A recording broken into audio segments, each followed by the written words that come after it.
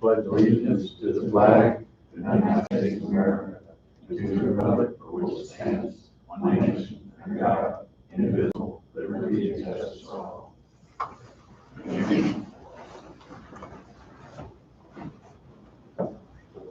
First order of business to be approved minutes from last week, August 2nd. I'll make the motion. I'll second. Tim moved, Tom seconded. Any discussion? All in favor say aye. Aye. Motion passes 5-0.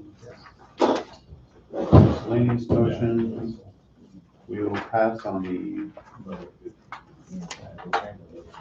legal holidays this time. Yeah, we'll discuss it later. Okay.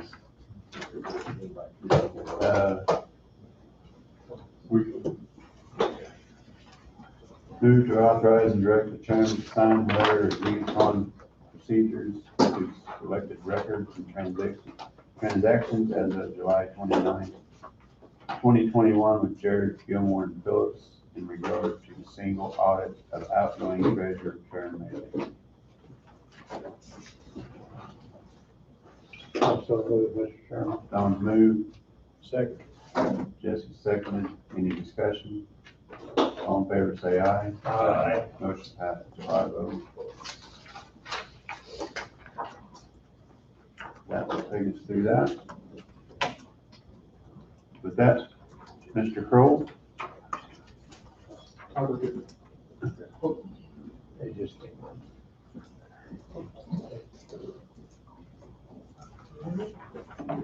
Greetings.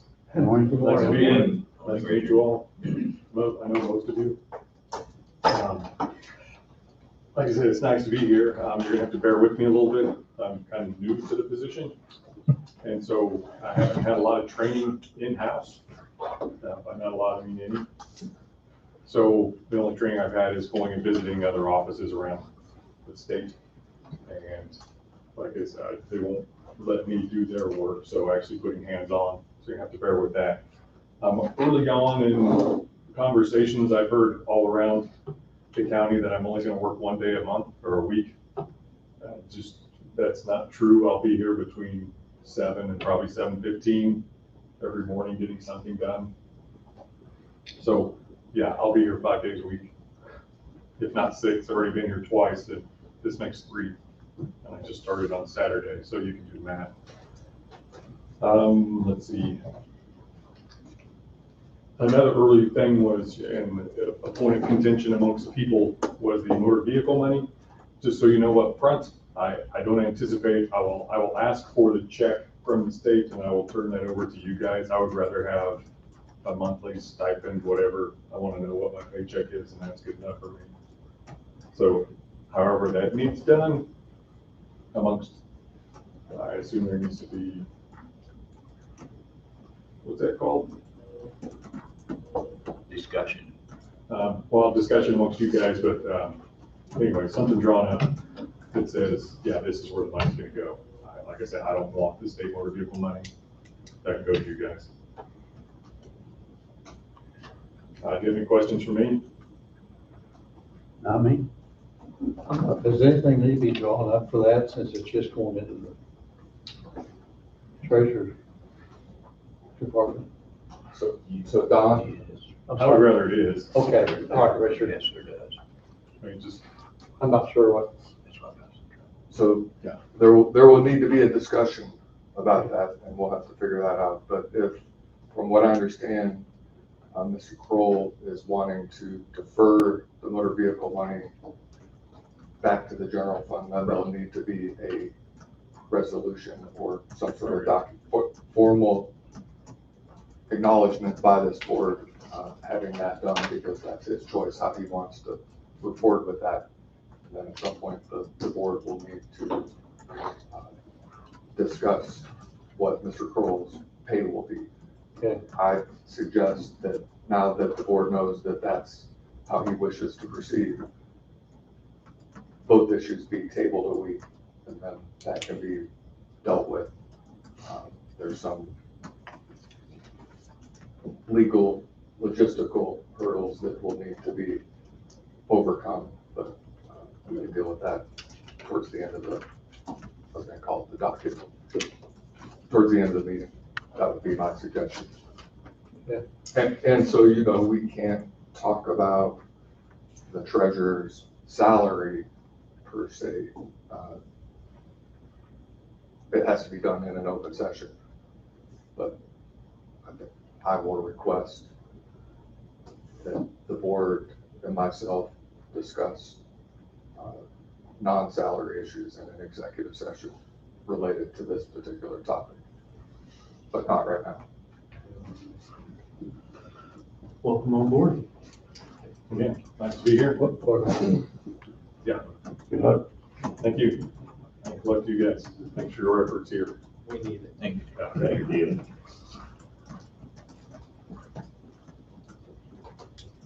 Bobby. Yes, sir. Commission, thank you for allowing me to come before you this morning. Hope all of you are well. Hope you had a great weekend. I'm here this morning to introduce one of the new businesses here in Coffee County. This gentleman came to me a week or two ago, Mr. Nathan Gifford. Good morning. And he said he wants to open up a game store. And he started to describe it, and I couldn't wrap my head around it. But I believe all of you would find what he does very, very interesting. When you say games nowadays, people think of the digital games, the PC games, the video games. But you remember back when there were board games and figurines and some marbles. So what Mr. Nathan is bringing to the table is pretty unique. I'm asking him to talk about it here in just a second. But one thing that really got me excited was what he's doing has a tremendous following. And I've seen it myself over the past few days. He's been open since Friday, roughly. He brings people from out of town into his shop who sit around and play games. Sometimes you even host tournaments, and you could have upwards of 30, 40, 50 people at the time coming from Topeka, Wichita, Kansas City, coming to Coffee County to visit his store. And I'll turn it over to you and let you talk now, Mr. Nathan Gifford. Thank you. Good morning, everyone. Good morning. Good morning. Thanks for your time this morning. So I am Nathan Gifford. My family and I are moving our shop downtown. We've just kind of been playing games in our backyard in our shop that we built in 2005. But we're going downtown to 306 Neosho. And we do board games, card games, dice games, miniatures. I'm sure a name that you've all heard of is Pokemon. We're going to do Pokemon tournaments down there, Magic tournaments as well. So far, we've been open the 2 days, and we've had 38 people come to the shop. The farthest family drove from Wichita to come to get Pokemon and do Pokemon. We did a free Pokemon card day Saturday morning from 9 to noon, and they drove all the way from Wichita and got their free Pokemon cards. So we're excited to be here. We're excited to have some family fun downtown in the mornings and the evenings. We want to be open for after-school activities so that the children and the parents have another option for after school. We want to be open around 3:15 so students can come down. They can play Pokemon and other games with their families. We're going to have about 150 open board games. So if you choose to come down with your family when we're open, we'll have a table for you to learn a game or play a game that you already know how to play, and bring friends. Our goal is to be, again, family friendly and to invite people from the county and outside of the county to come and enjoy themselves. Thank you. Awesome. Good luck to you. Bobby Sounds interesting. mentioned you just started on Friday. Yes. Are you open on Saturdays and Sundays, 7 days? No, we are going to be, we'd like to go to church on Sunday, so we're going to be closed Sundays. on Sunday. And I fully respect that. Thank you. But we're going to be open Monday through Saturday, differing hours as we get things rolling and find the needs of the community. Then we will change our hours as needed. But we already want to do the first Monday of the month as a family game night. So we'll be open probably till 8 or 9 at night and allow families to come. And we do family home evening on Monday nights. And we want to do that once a month down at the shop and invite families to come play with us. So we'll have other activities we'll post on our Facebook page, Warner Games as well. Any other questions? I would encourage all the commissioners to go by and see the store. It really is impressive. And it'll remind you of something that used to be that you don't see a whole lot anymore. Our grand opening will be this Friday, starting at 4 o'clock downtown. Okay, awesome. Thank you. Thank you. Thank you. Welcome.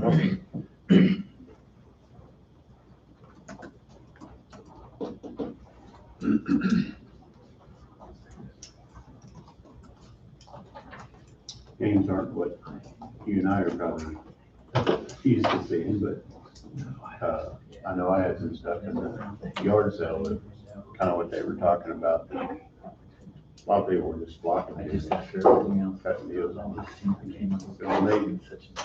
I had no idea. Either.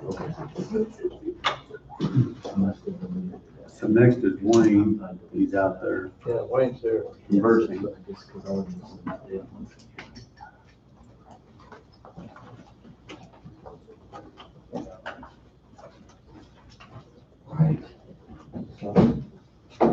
Good morning. Morning. Jim and Saban will be here, or setting up here shortly. What's interesting picture? So they'll be setting up here shortly to talk about the community improvement plan, as far as what they're doing. They also have a draft, proposal at this point. And there was also a couple suggestions on, countywide, maybe to be looking at. One of the things, we talked about was trails. And then the other one was possibly fishing lakes or recreation areas for the communities. So that's going to be some of the things. They've done a lot of work. He's done basically in the booklet that he's going to have for you, once again, is a draft. So in the booklet, it's going to talk about all the things that the cities have visited about as far as short range, medium range, long range planning. There's also going to be some discussion about commonalities. Things that each one of the cities are looking at, and things that we could do possibly as a community. He's also planning on visiting with Bobby as far as economic impacts that this plan could have for the county as well. And so something, a lot of information, but they'll be providing that here shortly.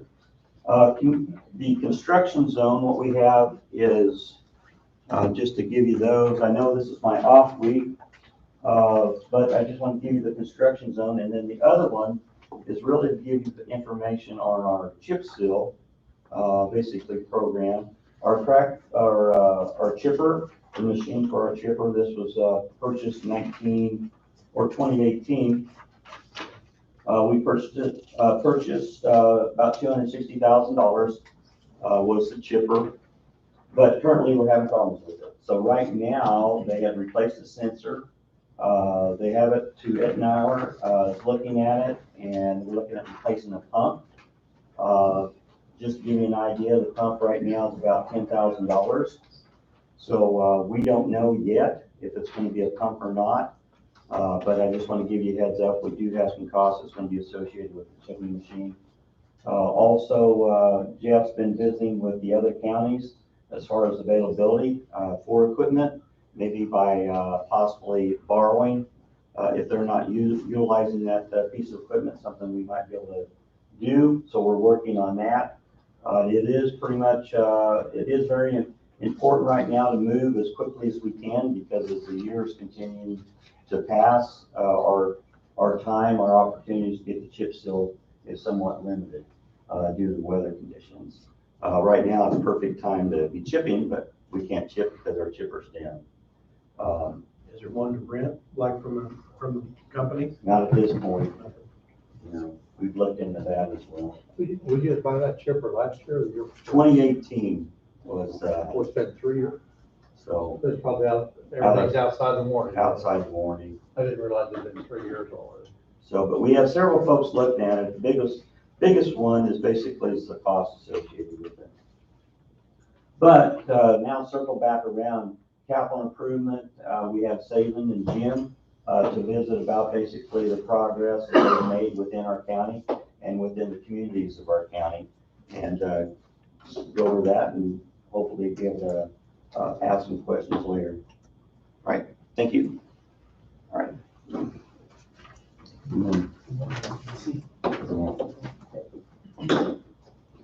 Good morning to y'all. Good morning. Yeah, good Monday morning to come down and visit you. Saving as Senior Vice President with CFS, I know we've had some great meetings with your people in your county. It's been a little bit of a process due to the coronavirus, but your folks in the county have just been exceptional in working with us. Jim Schuessler, our project manager, is going to walk you through kind of the draft report. We do have some steps, a couple of steps after this. We're hopeful that if you have any questions or any comments or any things you want to see differently in the report, we'd love to hear that from you. Jim will go through the steps that are left, but we're nearly at the finish line. There's just some follow-up meetings that we owe around the meetings to your cities and in the community. And then we should be able to finalize the report. So it's been a great process. Again, the people of Coffee County have been very engaged, and we really appreciate that. I'm going to pass out a document to each of you, so Jim, as he goes through this, you'll have it. So.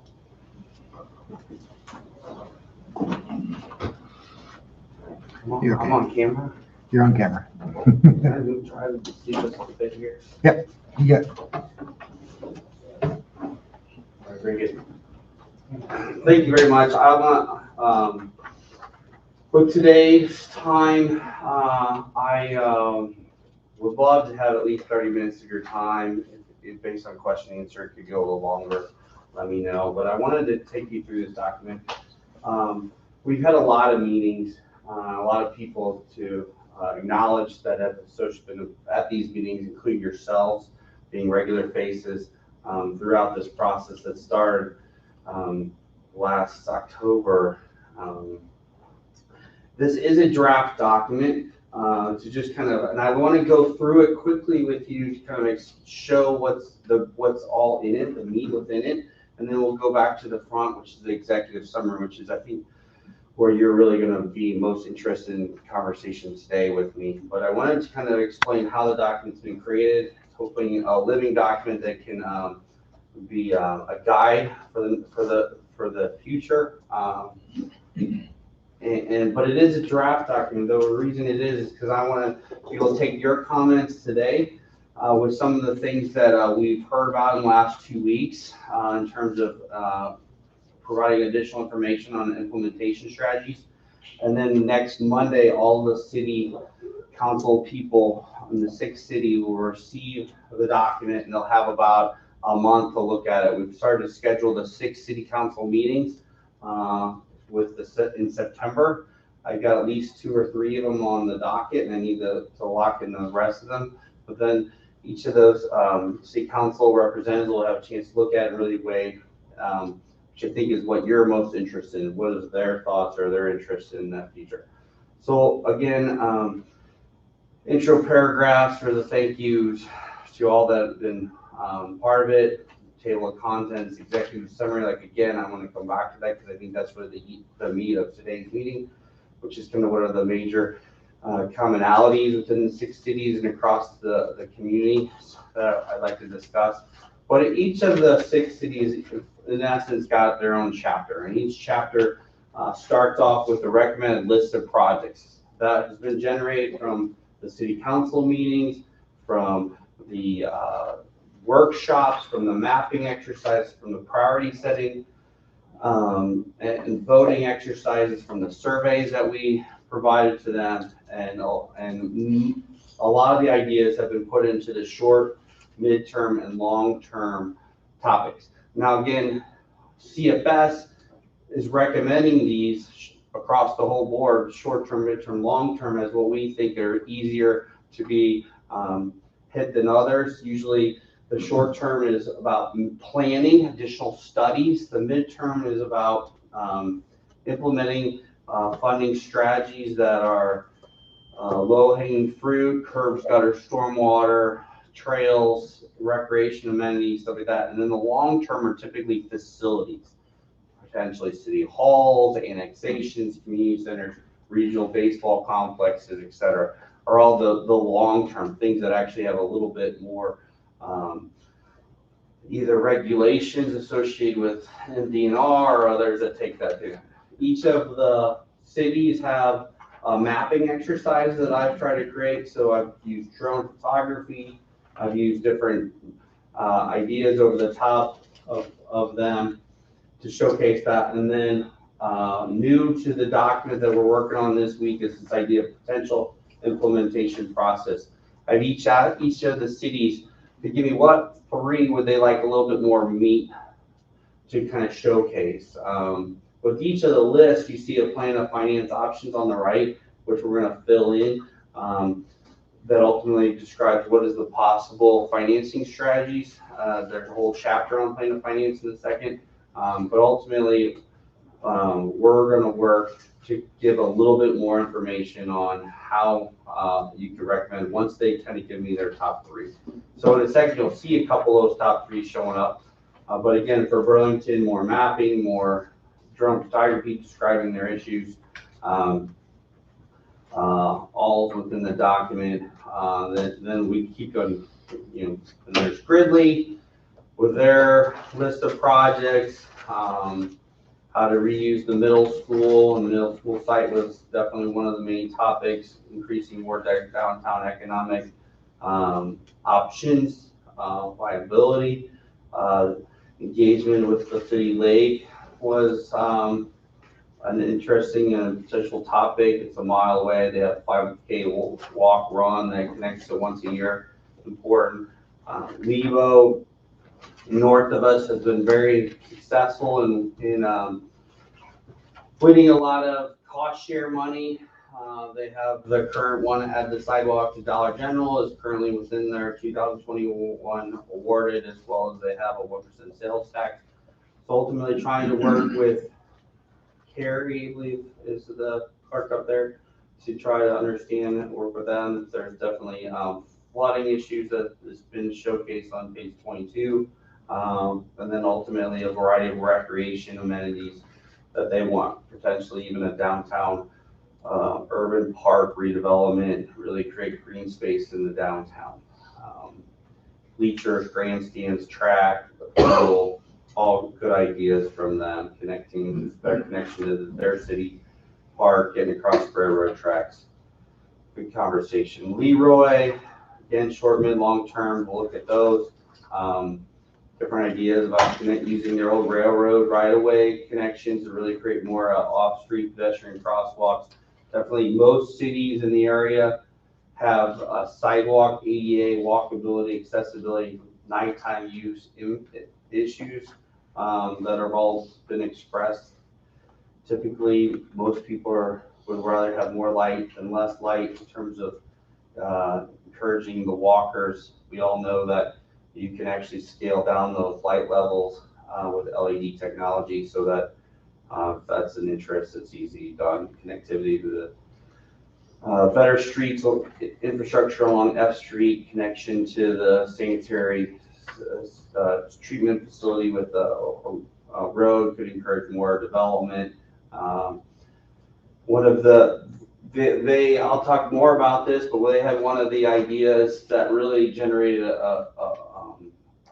on page 30, this idea of connecting to the Prairie Spirit Trail and really creating more of this regional connectivity.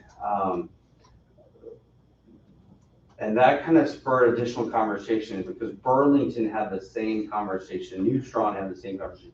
How can we connect to the trails near Wolf Creek Energy Plant? How can we connect to Burlington? Leroy's like, how can we connect to Colony? And it really kind of generated this conversation of excitement of how can we connect the different cities within the county to a regional trail network using either old railroad, street right-of-way, stuff like that. And so, again, that was probably, I heard all these bits and pieces, and by the time I got to Leroy, did it really start to, oh wait, this is an idea that I've heard of over and over again, and ultimately, and then Waverly, when I got to them, they were like, well, I was a kid used to do this and take the railroad or whatever from Waverly into the Wolf Creek New Strong area, and, oh, maybe there is some, old corridors that we can get access to. So it was an interesting, dynamic how that idea kind of had every community had this thought, but they didn't realize that the other communities had the same thought, but in their terms. New Strawn, just north of here, really kind of focused on the lack of downtown, the lack of Main Street being a successful, open areas available, stormwater. Again, maybe long-term new city hall, reuse the tennis courts, heard a lot of that, pickleball's strength, how do they work with their old golf course which has the gas pipeline kind of going through it.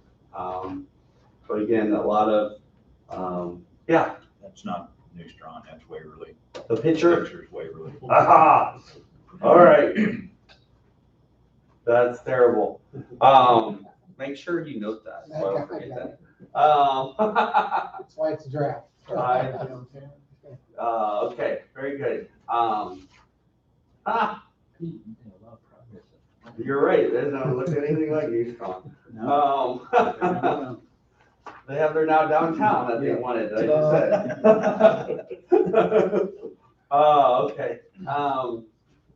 But did have a lot of fun flying the drone and trying to find I told Saban the other day, I was like, okay, so I'm going to a city that has wind turbines. That means it's windy all the time. Like, I found it calm day. All right.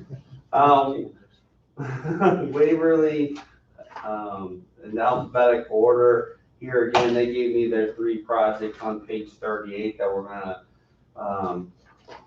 extrapolate on this week in terms of funding. That included cleaning out the creeks, traversing through the town with brush and debris, clean out the culverts too, replace 3 culverts near Christie Street. So there's a lot of flooding occurring on the kind of the west side of town. That's all kind of, again, these 3 culverts that are interacting together and flooding of Christie Street and associated there, and then develop an indoor youth center with basketball courts. So those are 3 of their ideas that they'd like us to dig in a little bit on. And we will be doing that before their draft. The draft comes out on Friday. But again, they have probably one of the best available sites within the city limits for housing. And housing is a large, it's a desired interest across all these communities. Burlington might have the best handle on it in terms of having local contractors that are building new houses in Burlington compared to some of the other communities. But Waverly has what they call the HEC addition on the west side that they love to see development in the new city park over there. Again, more trail connectivity.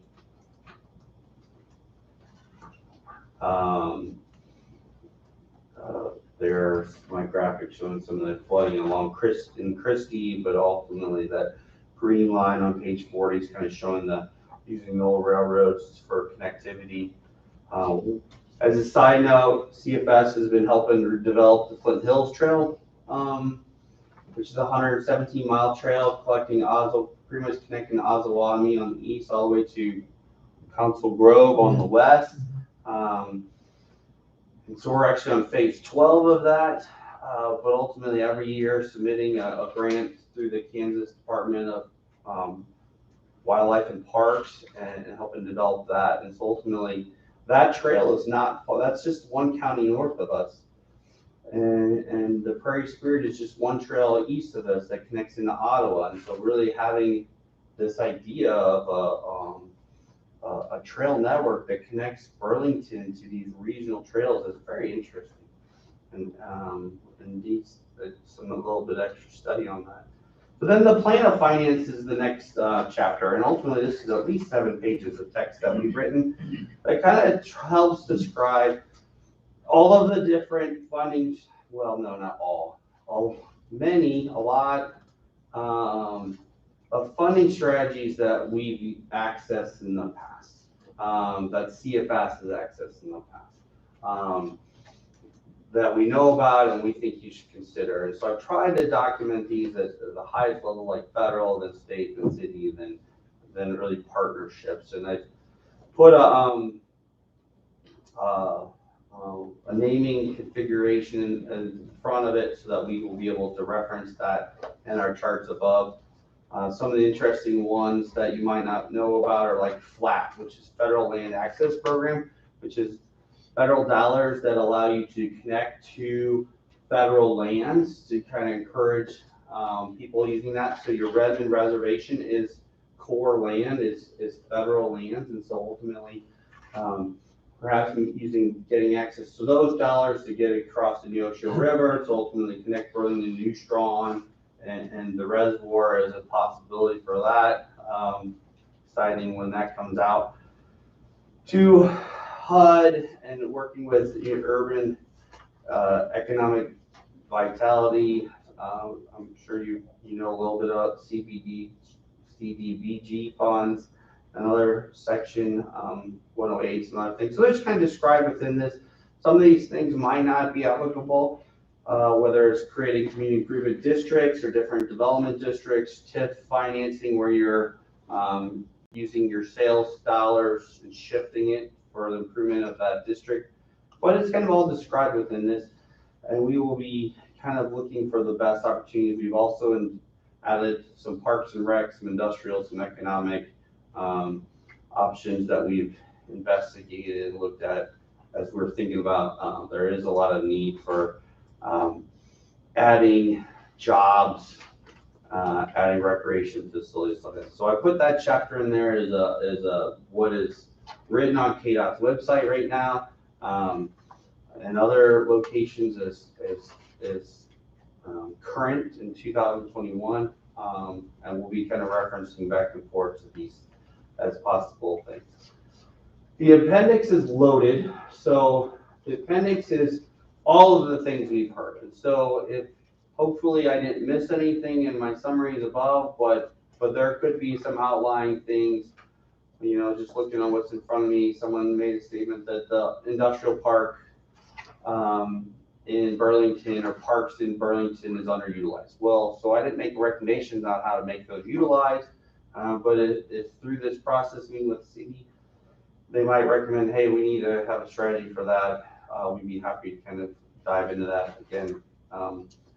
Looking for multiple times something's heard or ideas that are good ideas that improve the community. So in each of these environments, this is a little old, Ridley has been updated.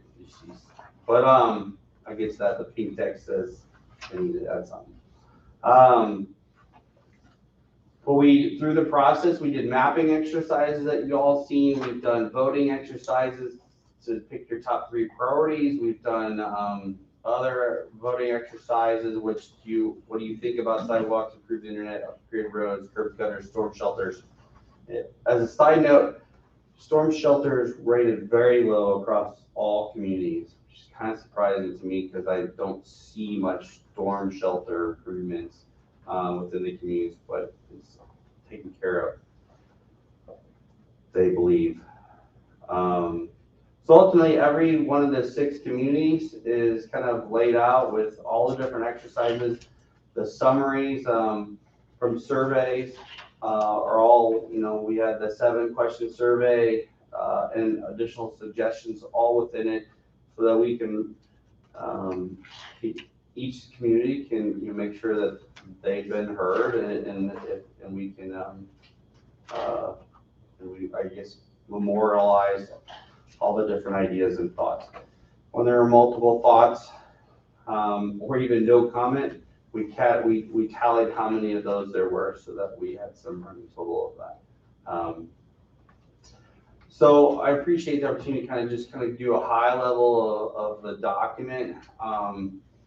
And I wanted to kind of dive into that executive summary with us with the time I have left. Is there any, I guess, overall thoughts on the structure of the document, if it's organized to be useful and successful in the future?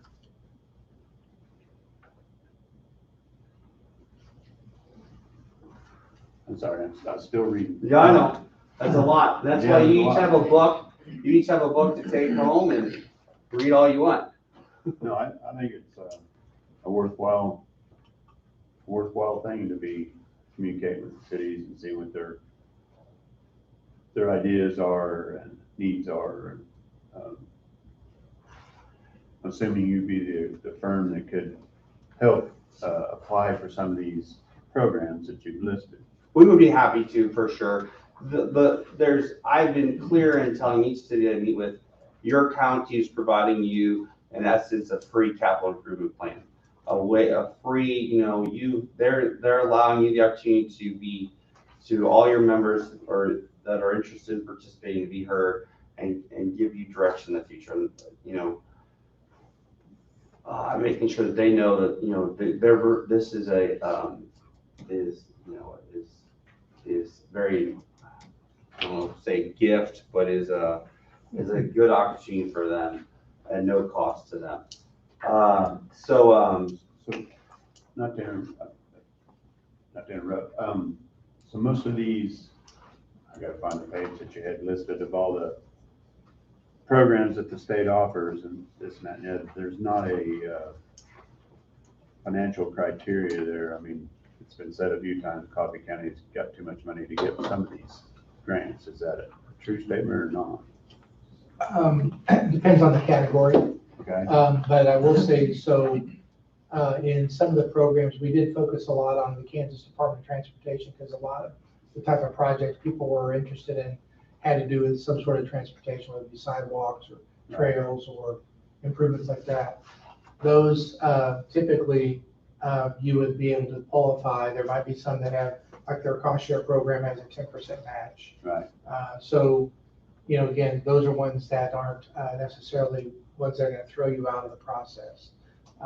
Where you could see a little bit of advantage on the KDOT programs is because you do have revenue, or you have ability to leverage some of your own funds.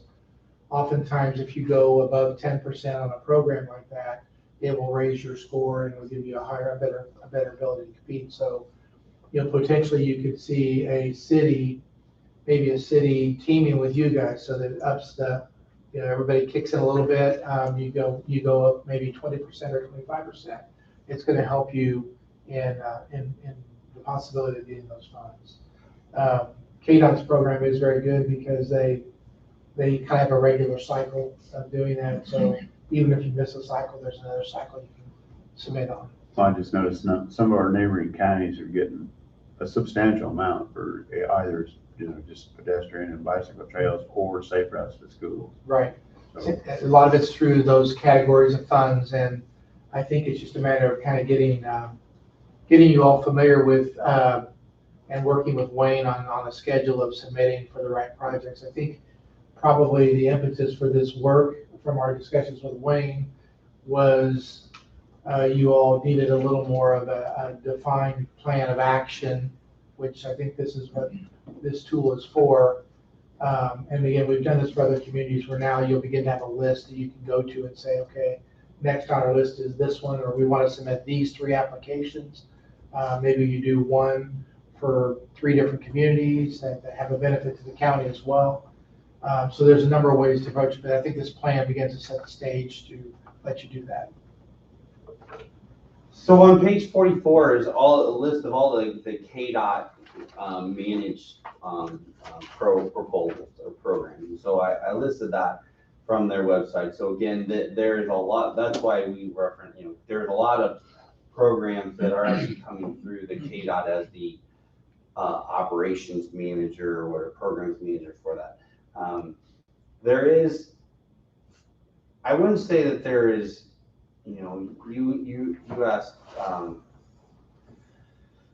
Tom, if we have too much money that scores us low. I would also say that there's fear that if one city goes for safe routes to schools, another city has to compete against that same city within your county. So there's internal competition for that same safe route to schools program, which is another fear. And so for consideration is instead of having one city or each city submitting grants on their own, you start to combine, hey, we have 3 cities that want to connect through safe routes to schools and have one joint application. And I think that raises all ships and gives you better. In essence, that what we're seeing is that as we look at who's going to submit for what grant application, maybe what other joint cities would want to have a joint application, joint money or whatever, and actually increase it. That's the other fear we hear about is I have to now compete if well, this is coming straight from Lebo. If Lebo's like, I got this 6 grants I got lined up, I want to write every year. She's doing an excellent job. She doesn't want your other 5 communities knowing what she's doing or seeing that, because then she'll have to compete against someone else too. So that's a hard thing to say, but ultimately say, well, maybe we should go in it together, and hopefully through this process, we'll have some more of that joint grant writing opportunities. Did we say that right? You're absolutely right. And to reinforce that idea, we would be one of the few counties that actually are doing that in the whole state. If you would basically lump some of these together, your application would go so much further. And if you remember, Mr. Stringer coming down and visiting about it, the one thing that prompted this whole thing for me was there's funding out there that's being turned back to the feds because the folks are not utilizing it. One, they don't think they're capable of doing it, but they're not making the applications. So what we're doing is setting a path, a map, that if you would put this into place, and if you would actually take some of these projects that all the cities are wanting to do, safe route to schools, sidewalks, wheelchair accessible, different things like that, group it together, make one application, your application is going to be more favored as far as looking at, because what they're wanting to look at is how much impact that they can for their dollar, that they can improve the lives of the citizens of Kansas. That's what they're trying to do. If we can basically work together, make this happen, we would have more opportunity. The other thing that he said too is if you would make shelf-ready plans. He said your application, he says there's money out there that if there was shelf-ready plans, we would more pick that project than we would something that's just starting from the ground up. So that's a big one. That's really a big one. We're one of the few counties that I'm aware of that is actually working with the cities to try to develop a group networking plan. So I just wanted to reinforce that. That was a great point on Jim. So And to kind of follow on to that, when you talk about your resources, and again, we're not here to necessarily propose how you got to spend your money, but as these programs like KDOT have lined out and Wayne has mentioned, the list that we're beginning to identify can help you say, okay, maybe we spend some of our dollars to get a couple of the priorities advanced and ready and shelf ready, as he mentioned, so that it raises the ability to score higher in bid content. So because then you're showing an investment in readying those projects for your county and your communities. And that's the advantage of having money compared to the ones that don't. Right. So. Jim, it sounds like your trails is a priority in quite a few of these. Are the trails, the only one I'm associated with, I've never walked it, from Iowa to Garnett. And how much further south and north it goes, I don't know. It's very seldom ever see anybody. Are the trails utilized to the point to justify the expense into it? Or do you have any documentation to back it up? I think we can find that. I don't have it in my back pocket. Trails is a federal initiative to encourage, for congestion mitigation. It's a federal, healthy living environment. And honestly, most of the federal dollars that are easy to get are associated with walking, biking, pedestrian, stuff like that. All states are trying to incorporate regional trail networks and stuff like that. We have one of our colleagues in our Jeff C offices is tracking, if you're familiar with the Katy Trail, which connects St. Louis and trying to get all the way to Kansas City. Just 100 miles south of there, they're trying to get another east-west corridor to funding and stuff like that to ultimately provide additional regional bike networks, many of the communities, Warsaw and others, it's a growing thing. And so to say, is it financially viable? I'd be happy to come back to you with that. Tourism by itself is a huge thing, and talking to your cities, all of them are like, how can we increase tourism? Well, specifically Waverly knows that, bicycle tourism, bicycles, night stays, stuff like that is important as well. And we're seeing a lot of that in many states, that, the bicycle tourism is a viable trend. Yeah, I guess as we look at the information, I can only say that the work we've done for the state with the Flint Hills Trail, for it to be in phase 12, and we are the lead firm on that project and have been. Clearly, even the state legislature, so not only a federal initiative, but the state legislature sees that. I think they see the models in other states, particularly as Jim mentioned in Missouri, the Katy Trail has been. Well, there's abandoned railroad tracks throughout the county as well. Yeah.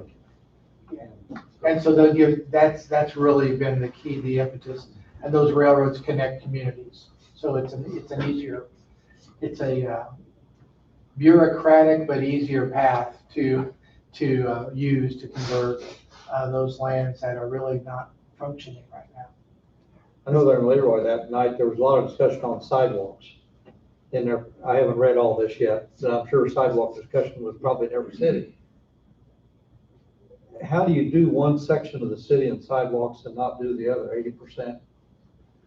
Because it'd be, to me, it might be prohibitive to put sidewalks every place that everybody'd like to have.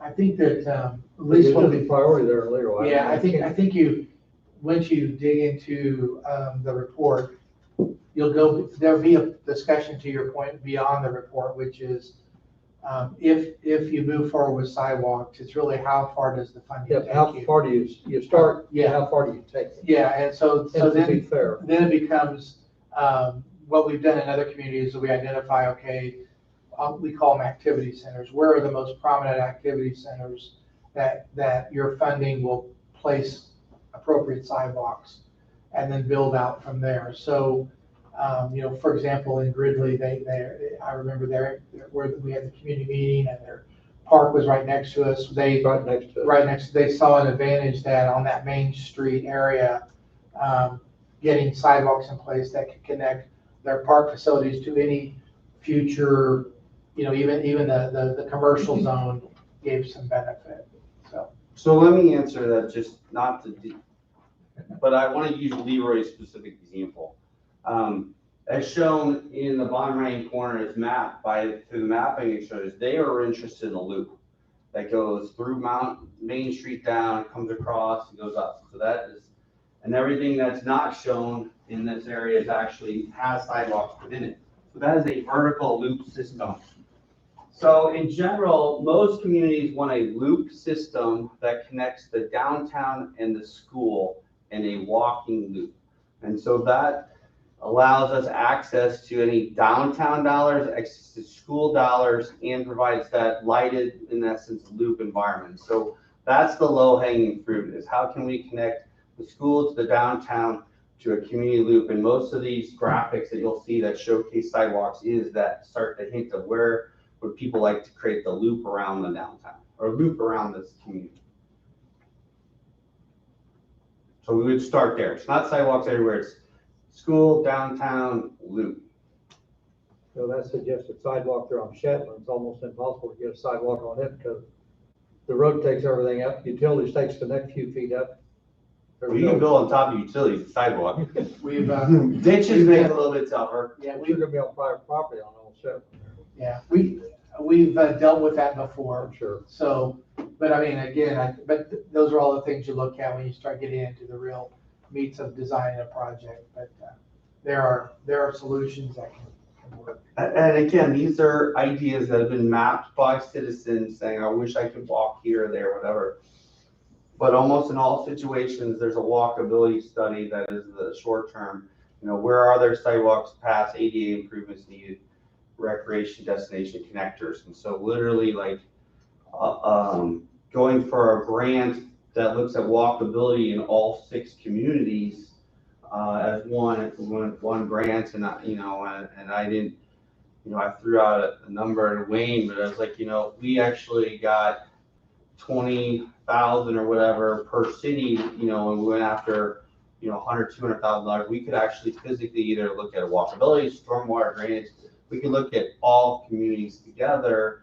Each community is splitting the puzzle, but ultimately might get us access to larger dollars. And that's, that's kind of what we're looking to do. And that's why we spend a lot of time, what does each community want? And then what are the similarities between communities? We probably could do a little bit better job of saying, these are all of the cities that want this, and this is all the cities that want this, and we physically could, and you take it yet one more level, that all the short terms that share this are these 5, maybe there's another column, but.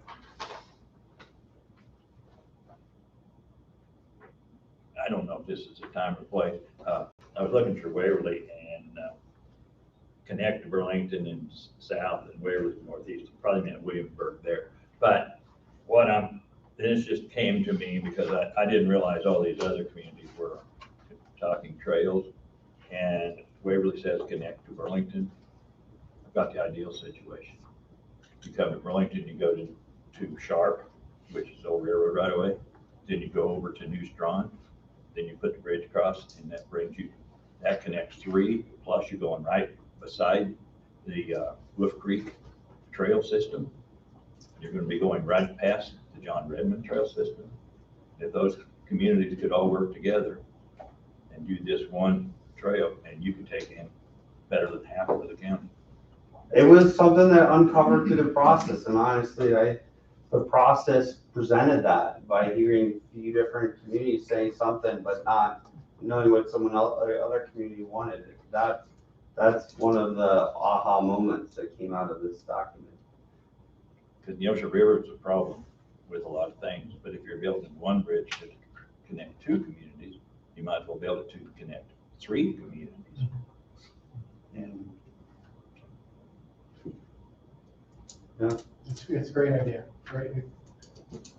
That's kind of one of the fun things, as Jim mentioned, it came out of talking to so many people. The community is beginning to piece these together. So, not quite sure how to ask this. So, we funded getting you guys started on this study. At the end of all this, what's the best way to proceed further into it? So I'm gonna go with what Wayne is throw out, because I'll give you Wayne a little credit here. He thinks, and we support this, but that we need to create, and I need to ask every city for 2 members of the city council or 2 members of each community to join a working group. And so if we had 2 members or representatives from each city create a working group, which is kind of what we did in Independence, Missouri, same kind of process that we're showcasing and doing here. You create a working group where you have 2 people within each community having a conversation, let's just say for right now quarterly, that says, okay, with some guidance, we'd be happy to provide some guidance to that working group. Says, okay, here's some of the grant application deadlines that are coming up. What are we thinking we do? And maybe, and perhaps 2 of you would be on that. So 2 of you plus 2 representatives, total of 14 people with some guidance from ourselves to create a working group and ultimately try to get a few of these things moving forward with understanding some of the deadlines and some of the successes and interests like that. So we've done this in the past, but that's really my request for you and every city is, can you recommend 2 representatives to join a working group, and we'll take this forward. So it's not just a document that's shelved, which is Wayne's words. Which is also something, honestly, we see that because, people change. And so I think having a plan of action moving forward on a working group is a good thing to kind of keep the momentum going of what the study is recommending. And it could be electeds, it could be citizens. I mean, we've done it in both, it could be a mix. Oftentimes you all are busy and you're doing a lot of other things in the county, but there might be a couple of key people that you think would be good representatives and something like this to work with your communities. So are you nearing the end of the contract, what we had originally? Yes, we are. Okay. Yeah. All right. Yeah. So we would, and again, we would be totally open and honest with you where we're good on completing this work, moving into the next phase, we would need to work with you guys and discuss that. But again, that's expertise we have provided in the past. I believe we should start as electeds and see if we can get to electeds across the county and the 6 cities to keep it to keep it at the leadership level. If you tell me differently that representatives within the community are fine, then I'll offer that. But right now, my recommendation is keep it people that are motivated. Mm-hmm.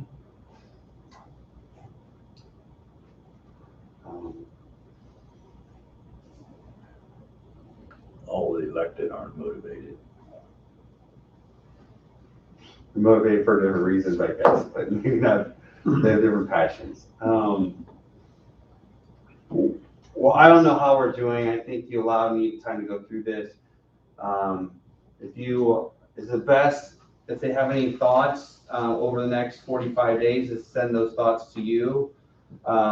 When another draft comes out on Monday with all, you'll get that as well as a digital copy. But the only thing that's really going to change between now and Monday is me trying to describe implementation strategies of the 3 projects that each community is identified as, just to give them a little bit more teeth on that. And so that'll be kind of what I get to work on this week. That kind of just started last week, based on Wayne seeing a draft.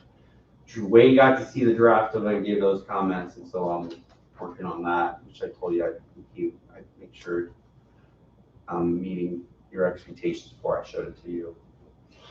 Jim Still's going to meet with the cities and have the same conversation and update as far as what the meetings basically provided. So he's going to have the short-term, long-term, and so on. One of the things I'm hearing from this conversation too, and if we continue to hear that, and that's basically is that bike routing, that connection, that interconnection of say biking, walking, different things like that, that trail.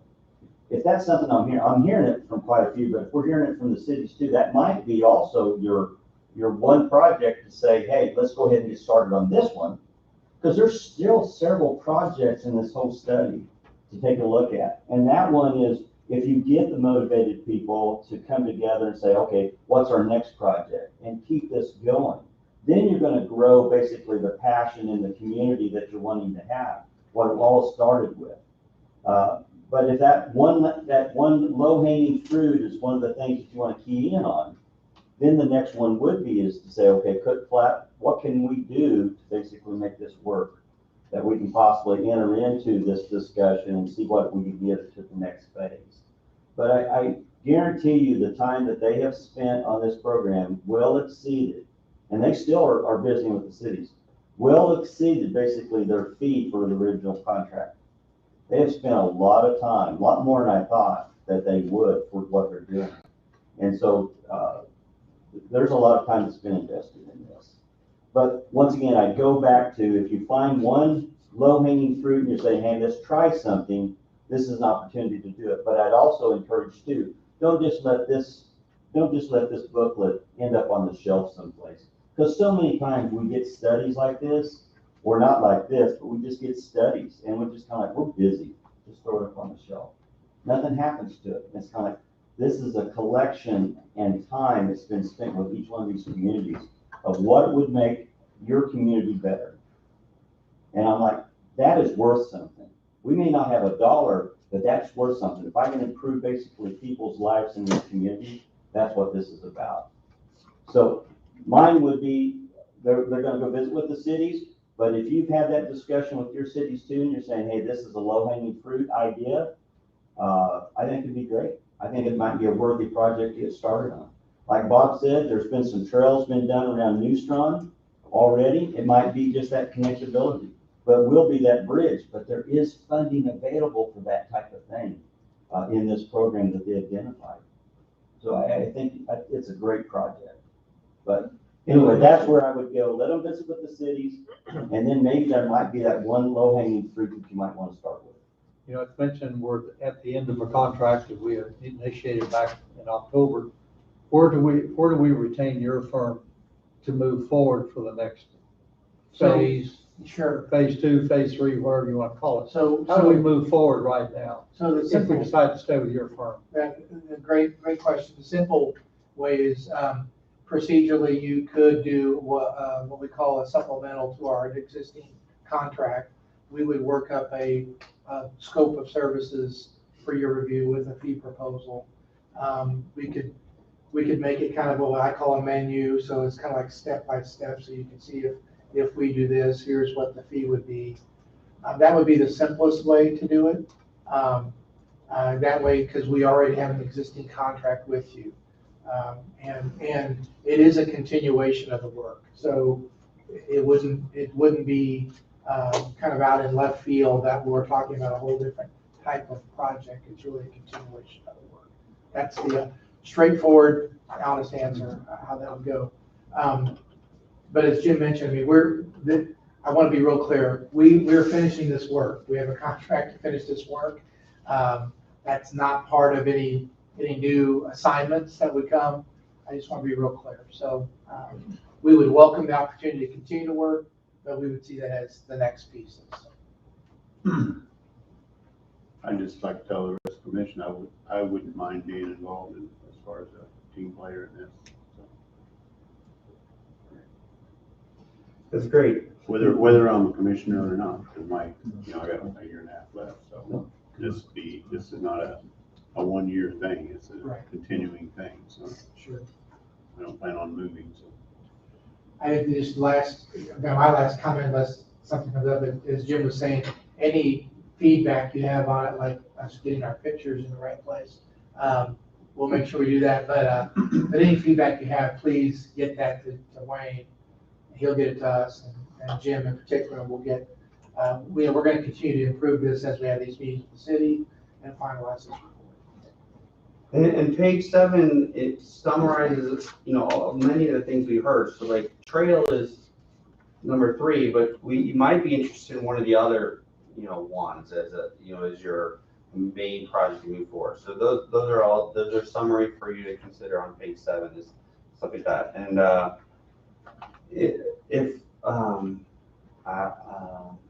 again, I'm proud of this document. I've enjoyed meeting with everybody, and we're not done yet. So still a lot of meetings go and conversations. This is still a draft.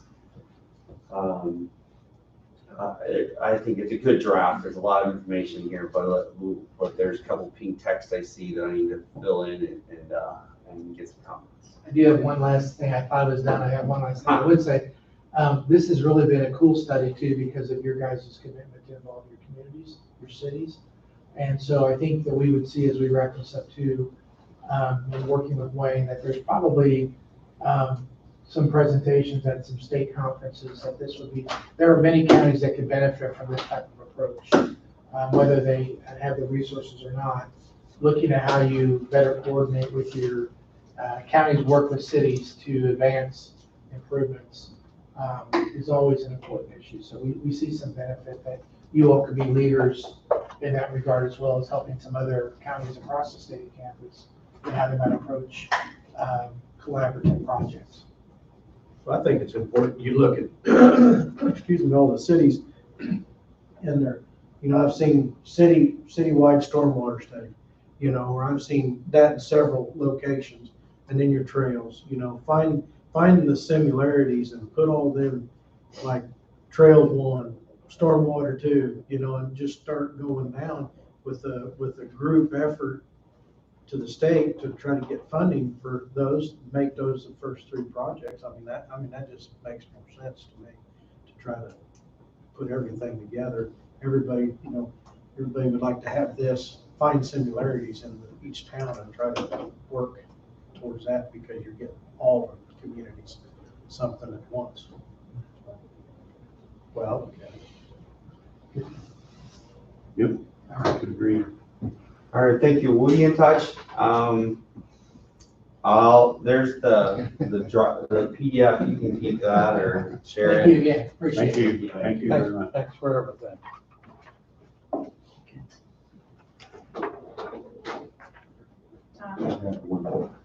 Since you have a little bit of time, Carl, do you want to give an update real quick on Winston County before it's possible? Okay, that's fine.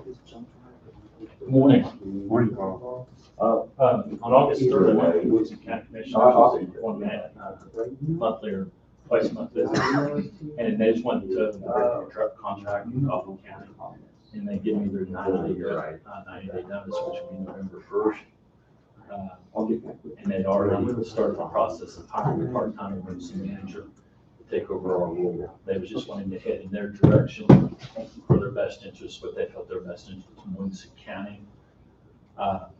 We kind of seen it coming because they was talking about it in the minutes, but we have a mutual understanding with them as far as using their facilities, and they're wanting to continue to cooperate into the future with us as far as using them as a reception and care facility down there. And I just want to bring you guys up to snuff on that and let you know that is going on. And we'll be working with the new emergency manager to transition him into his spot. Any questions? They hire somebody full, I didn't catch it. Hire Part-time. somebody I think full- he's already a county employee, but he'll be transitioning into that. And what he's going to do is help them with their radio program also, besides doing emergency management activities. So I got the meeting, good guy. It'd be easy to, I think he'll be a good guy to work with down there as far as a mutual assistance agreement with him. We'll have to update our agreement with them in the future because of some of the things we've done in the past with them, such as the generator language. It's in the mutual assistance agreement that will be coming up as who takes care of the maintenance. So there'll be some updating of our MOU. Thanks for the update, Carl. Thank you. Take a 10-minute break. 10-minute break. Get me straightened out, please, Bob. 10-minute break. I sent Tom a message to maybe have 10 minutes to go ahead and keep moving along, if that's okay. Okay, that's fine. Andrea, it came through. Must be Friday. I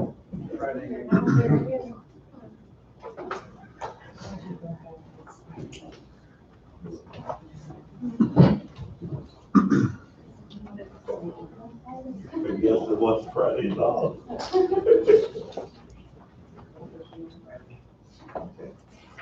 How's it going? All right, I'm Tom. Matt Simmons. I was reading. Oh,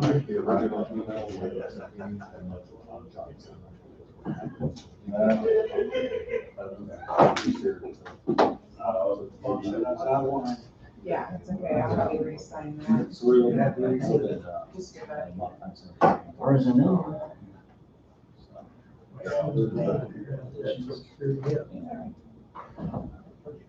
The original proposal was oh, I think I identified.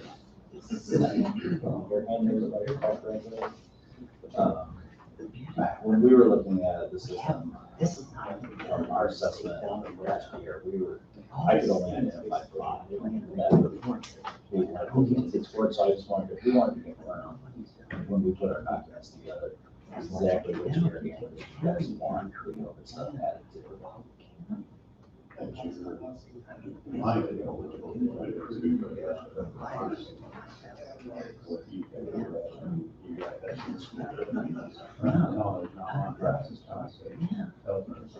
Right, but I guess the other item was that there was like, if they had mentioned like 9 fan coils, I guess the one the question was I was trying to figure out.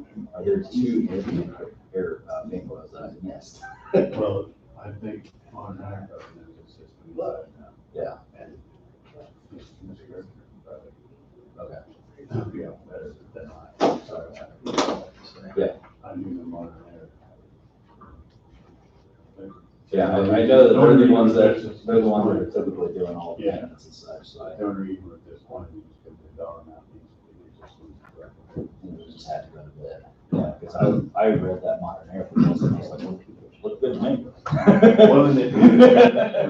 And they were like, hey, we want your comment, and I was like, my comment was, I don't have any comments. No, it doesn't good.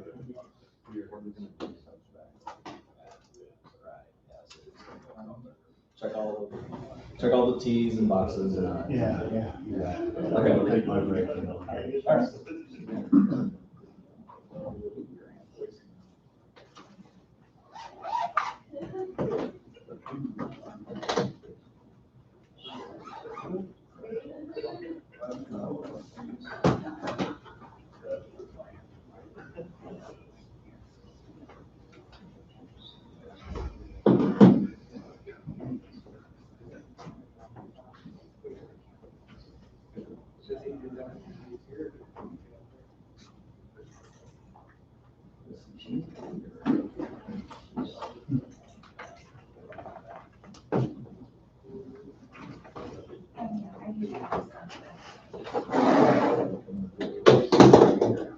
Okay.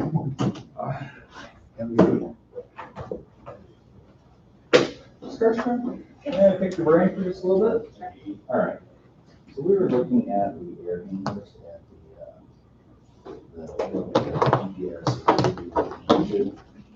And I just wanted to pick your brain for two systems. So exactly units we found for Well, I'm not going to do that. Oh, okay, okay. Oh, well, Andrea does, but, yeah, I can help, if you wanna come down here. I just wanted to, because we've got the main air handlers at like the courthouse and jail. I got the big air handler that services your guys' offices. I got the huge one. Two that are back here. And then another is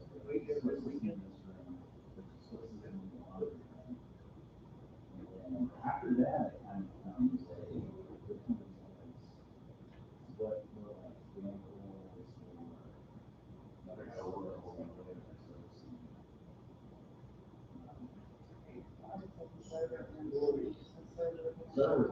I would say no, they're like relaxation. Some this level.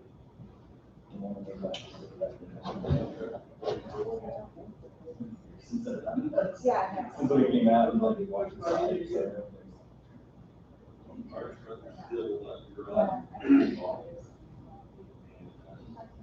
Yeah. He directed me down here to this corner. So he was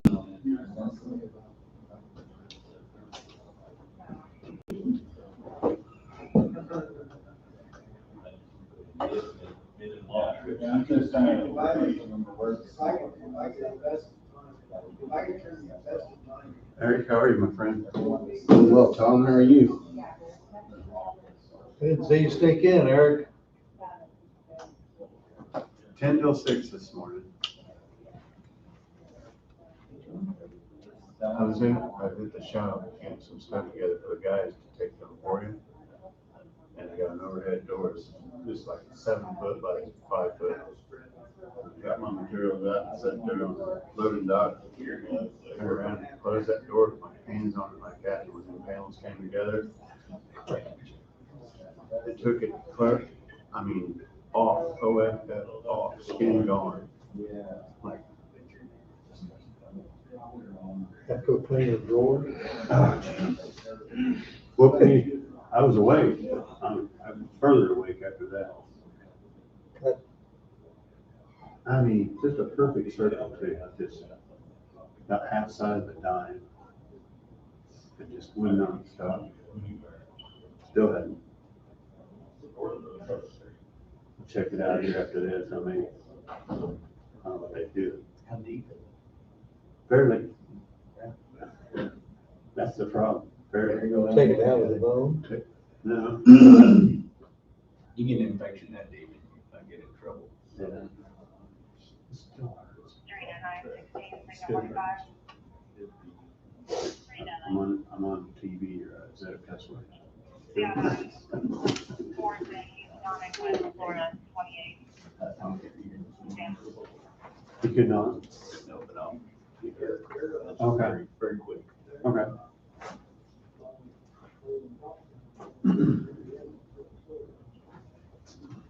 Florida, 28 for me.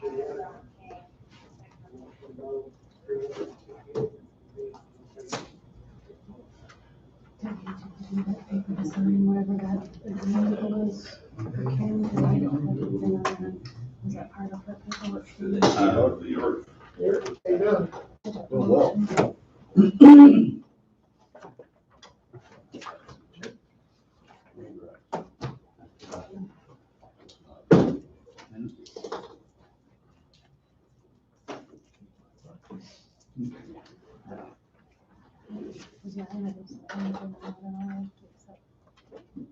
Yeah, that's report. Figured I'd sign all this stuff as soon as I got done. No, I have not seen that one. For the, This morning, yes. yes, I know what you're talking about, yes. No, I have not.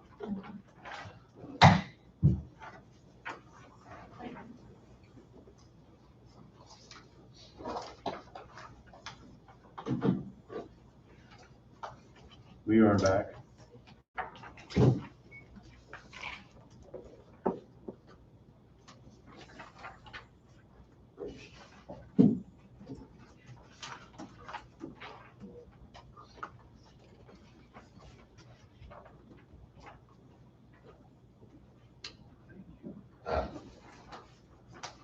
You can cross that off my list. Yeah, I wanted to hand it out so you had a advance opportunity to look at it. You want I just wanted to say for the record, because that's what I say in the quarter, but this is the proposed motion that deals with the Goldberg document from last week. And it's just so it's clear to the public what I've just handed you and what the motion is in reference to. It's the July 16, 2021 letter to Coffee County Commissioners from Goldberg Architects. That is a document outlining a proposed amendment to the feasibility study agreement dated July 1st, 2020 between Coffee County and Goldberg Architects at the county's request to prepare technical bid documents allowing competitive bids to be solicited for implementation of recommendations to the courthouse HVAC upgrades. And those technical bids, the proposal would be to furnish technical documents, including graphic and narrative material suitable for bidding and installation, installing pathogenic filter units, lighting, etc., as recommended in the feasibility study report dated March 30th, 2021. And that proposal by Goldberg Architects would be for services under paragraphs 4A, 4B, and 5F of that agreement, not to exceed $15,000, excluding owner-authorized additional services and customary reimbursement expenses. This is what would be required because one of the bids that the county received to modify or upgrade the HVAC for the county exceeded the bid policy for the county, so it needs to go out for bids. And since Goldberg had done all the work behind the scenes related to, they have architectural renderings. If anybody wants that, they can come in and get a copy of that, but they're very detailed related to the COVID pandemic. So this motion basically formalizes that particular, the letter. That's what I was asked to do last week, and that's what the motion that you have in your hands references. So Wade pretty much read through it, so that's all I needed. Motion to move, right? I don't need to read it again. It's worded a little different. Here, I'll read it just. Oh, I mean, as I was reading along and you was reading it, so I didn't know if you wanted me to actually, Well, I was reading from the letter, but the motion is for the board to approve, for the chairman to sign the proposed amendment to the feasibility study agreement dated July 1st, 2020 between Coffee County and Goldberg Architects for the preparation and the furnishing of technical bid documents, including graphic and narrative materials suitable for bidding and installation of pathogenic filter units, lighting, etc., all as recommended within the Goldberg feasibility study report dated March 30, 2021, and as previously provided to the board. The proposed amendment is being provided under paragraphs 4A, 4B, and 5F of the agreement, and for an amount not to exceed $15,000, excluding owner-authorized additional services and customary reimbursement expenses. That's what the motion says, and that's what I handed out to each of you. I'll make the motion. Tim's moved, Second. Jesse seconded, any discussion? Just so the public knows, or everybody else knows, I guess, touch base on the proposal again. They're gonna make site visits, we can inspect the final product. We'll pretty much have hands-on this as well, so. All in favor, say aye. Aye. Aye. Motion passes. 5-0. Okay.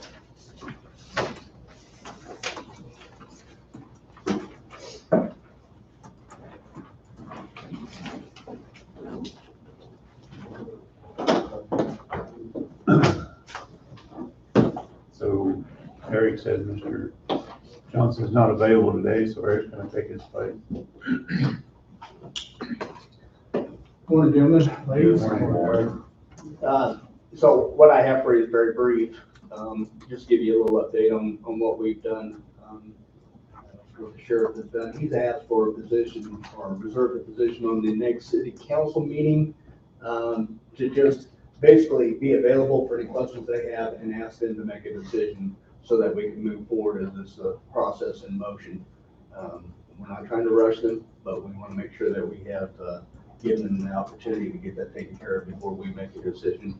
And we want to have that decision in hand before we make any further decision about what we're going to do or make recommendations to your body on what we are to do next. So he wanted me to come in and give that to you.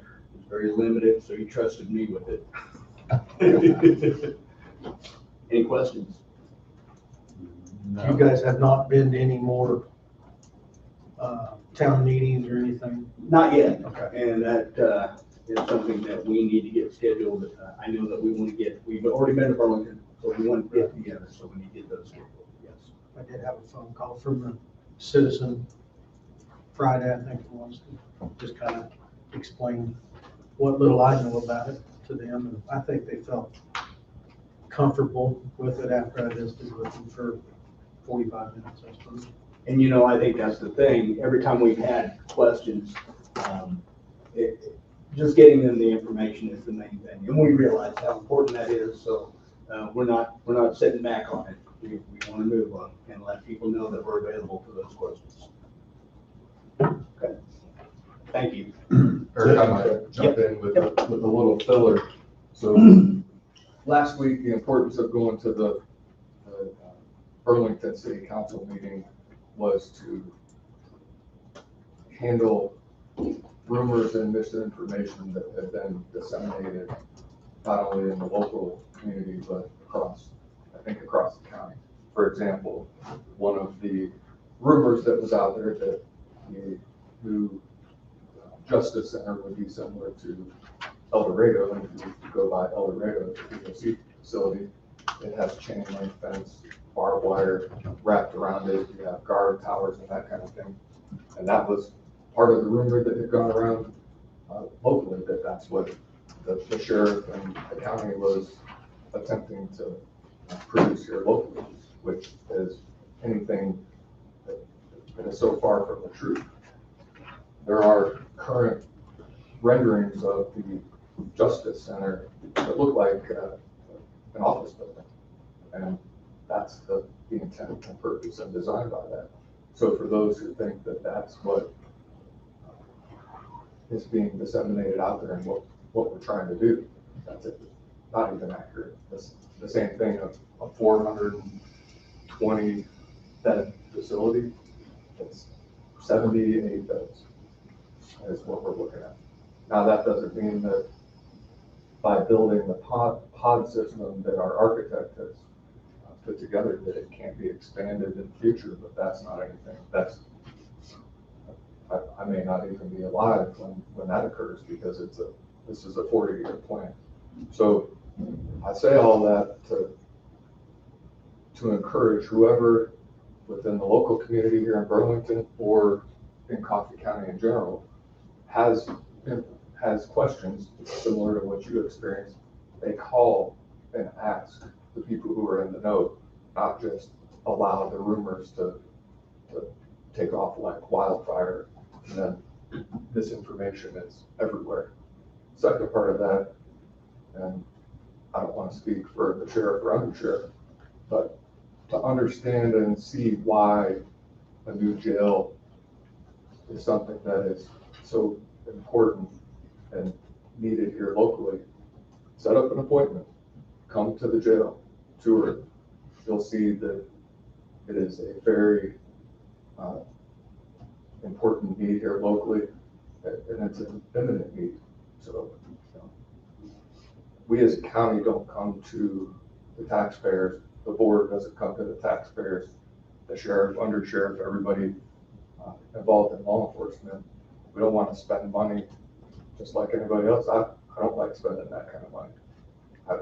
I can imagine my parents who were very fiscally responsible saying, if you have to spend that much money, you're going to have to show me the necessity. I think if you come to this board, you come to the sheriff, you look at the reasons why it needs to be done, you'll see that it is something that is fiscally responsible and it's investing in the future. So, I don't know if you had any follow-up on that. Thank you, Wade. I would just say that, one of the main things that I try to press out to people is, I consider myself a fiscal conservative. Myself and the sheriff have talked about the idea of spending money. One of the things you have to do, one of the things that you as a body have to do, that we have to do, is be responsible for our infrastructure, be responsible for the conditions that we put this county at risk for. And one of those would be a liability within the jail. The sheriff has made that clear to you, and in each of the meetings, he's made it clear to the folks that one of the things that we have to be responsible for is the idea of writing a 7-figure check to somebody because we couldn't get a leak fixed. Things like that are simple mistakes to fix, simple repairs to make in a normal, ordinary situation, but this is not normal or ordinary. We're in a 40-year-old building, nearly 40 years old, and it's not going to last another 20 years. It's not going to last another 10 years. And trying to get that message across is really what we want to be able to do for folks. There was a question about bringing in federal officers to do the jail work. And we have no idea where this comes from. But this is the type of thing that builds up in conversations and goes on. And we want to be able to be available to that. And so we're trying to make sure people know that we are and we're willing to have those conversations. So appreciate that. Thank you, Ray. It's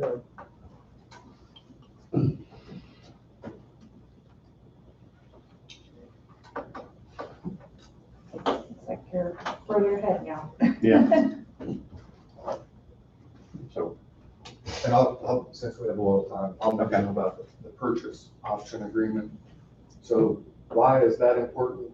That is important because the architectural renderings that we have at this point fit into that parcel of land. So Coffee County needs to know moving forward whether that is a viable option or not. And the city council gets to make that choice one way or another. And the people of the city of Burlington probably have a say in that as well. But the sheriff is on the next agenda to see where the city council is related to that purchase option. And all that does is preserve that option for the county to purchase that parcel of land. My understanding was that that had already been done and addressed for us. Why broadcast what your position is ahead of time? So hopefully at the next city council meeting, the county will know one way or another what direction to head in regarding the Justice Center. And, you know, if it's here locally, that's great. If it's somewhere else, then we'll have to figure that out and explore it. And right now we're on hold, figuring out what direction we're going, because we don't know. And that's exactly what's happening. We get asked, Don asked last week about what's going on with the Justice Center. The other part of the issue is, and the sheriff mentioned it during that meeting with the city council, if you only build a jail in the sheriff's department, and that's off-site, there's gonna be transportation, and you're gonna have, the county will have to do something to the current jail facility, because it will end up being a holding facility for inmates that would go to court here. So whether the two are together, whether they're not, at the end of the day, whoever the prosecutor is, whoever the judge is, they'll make whatever the situation is work.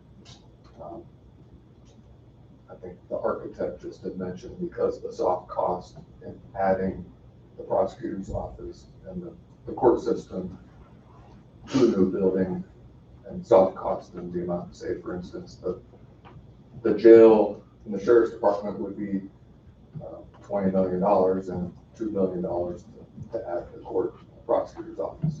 And that's my real quick way to describe it. So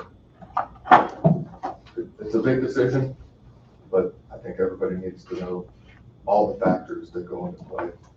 And whoever has questions, to ask questions of the people who know how to answer those questions. I don't know how to answer all the questions. There was somebody here earlier asking about HVAC and where all the air handlers are.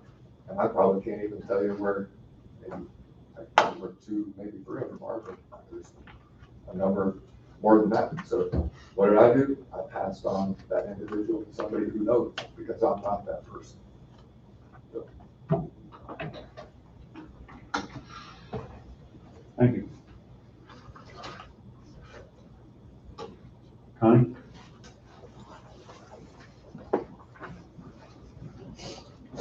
Morning, guys. Well, Connie, how you doing? Good, and you? Fine. I would like to request a 10-minute executive session to discuss non-elected personnel, to include Commissioner Wade and myself. For 10 minutes. Please. I'll make the motion. Tim's moved. Second. Jesse seconded. All in favor? Aye. Motion passes 5-0. We're going at 10:35. You said 10 minutes, correct? Thank you.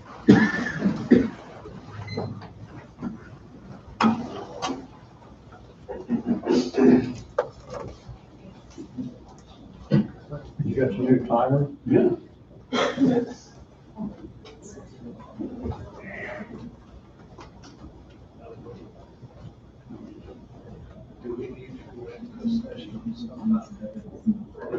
I've got everything, because I have a lot of stuff I need to send. Yeah, okay.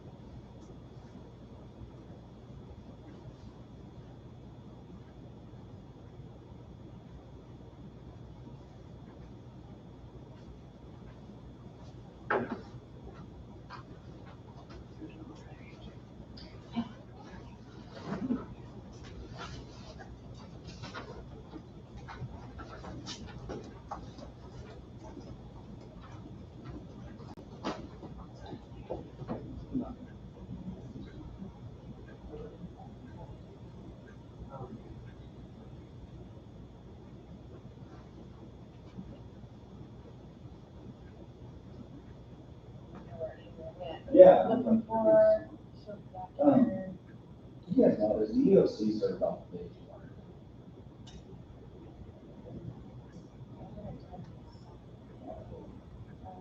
Yeah. Oh, yeah. There's labels, if you're in looking at, Yeah. there's labels, I think. It should say EOC on one of those. You need to get back in there and look. It's possible, if it does say that, then. I am.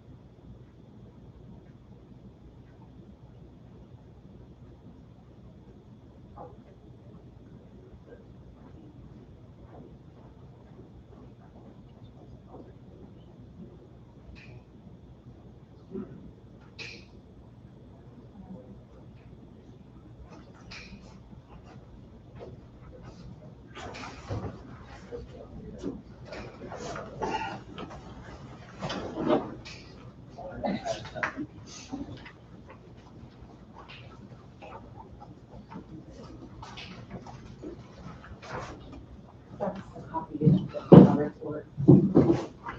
So we are back. That will conclude the agenda.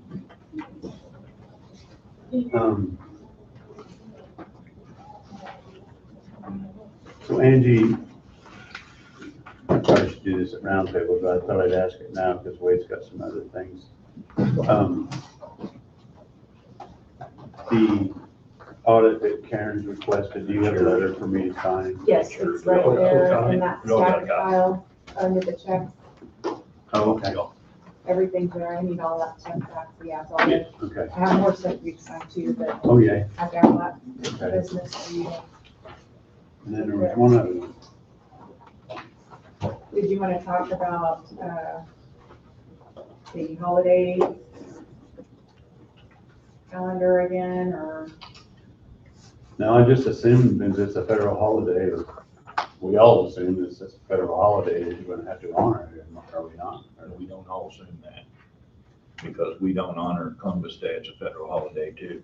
Well, we traded it. I know we traded it, but we don't really honor it. Right, right. Well, so do we need to make a decision whether we're gonna honor June, or was it Juneteenth? And do we need, and I guess my question would be the way, do we legally need to? I know Arizona didn't always honor holidays. I mean, you get to run the county how you want to run the county. That's kind of my thinking. So you can follow that schedule so it matches up. So if a bank is closed, for instance, and it's on a day when the bank is closed because of the federal holiday, if the county chooses to have their holiday on a different day, then you sort of have potential issues there, but that doesn't mean they're not going to open up the next day. Because my question is, do we even have to honor it? We just did a deal here. We opted out of Biden's 30-30 and a few other things, so.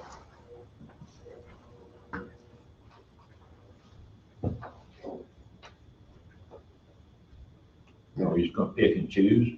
Or are we just gonna kind of set precedent? We're gonna kind of, So I think right now, the county chose to have January 3rd as the day they honor New Year's Day, because New Year's Day is on a Saturday.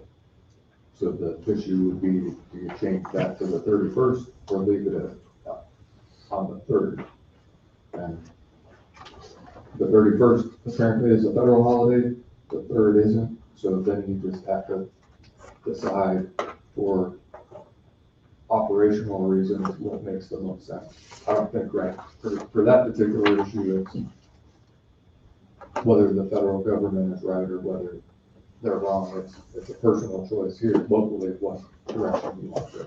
I thought if the holiday was on Saturday, we honored it on Friday. If it was on We Sunday. do, and it was, it was an error, yeah. So that's what the correction is in the book right now. We do not have the Juneteenth on there. Somebody brought it up earlier about, it being a new federal holiday, so that's the question now. Do we want to add that as a federal holiday, or do we want to leave it without?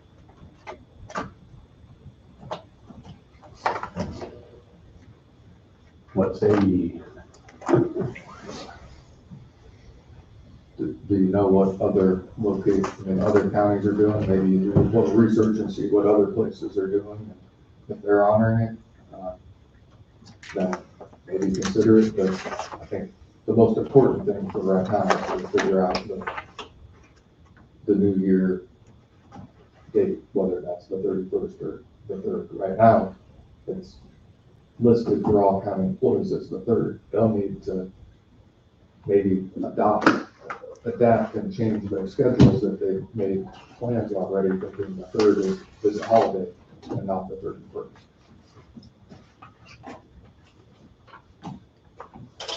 I think since we kind of have a policy and we've always done it, I think it should be, if it's on Saturday, it should be on Friday. If it's on Sunday, it should be on Monday. Just because if we just had a misprint, I think that could be changed, very simple. Yeah, and that's what we're doing, is trying to fix that. I call the New Year's 31st as a holiday. I mean, it even shows up on my calendar as a holiday. Yeah, that's what I'm reading, so we'll just stick to, well, of course, Christmas Friday is a holiday, so New Year's Day would be Friday as well. I think the paper we received a year ago, it was set up for January 3rd, correct?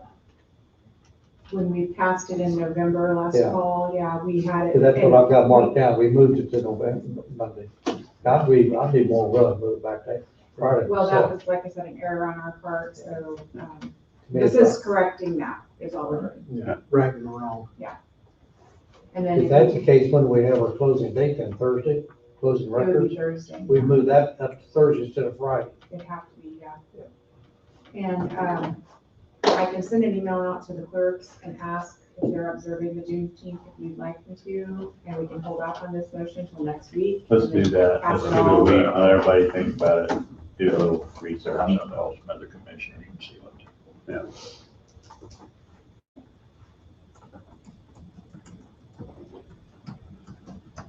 The only other one was I was supposed to sign Goldberg's feasibility study contract.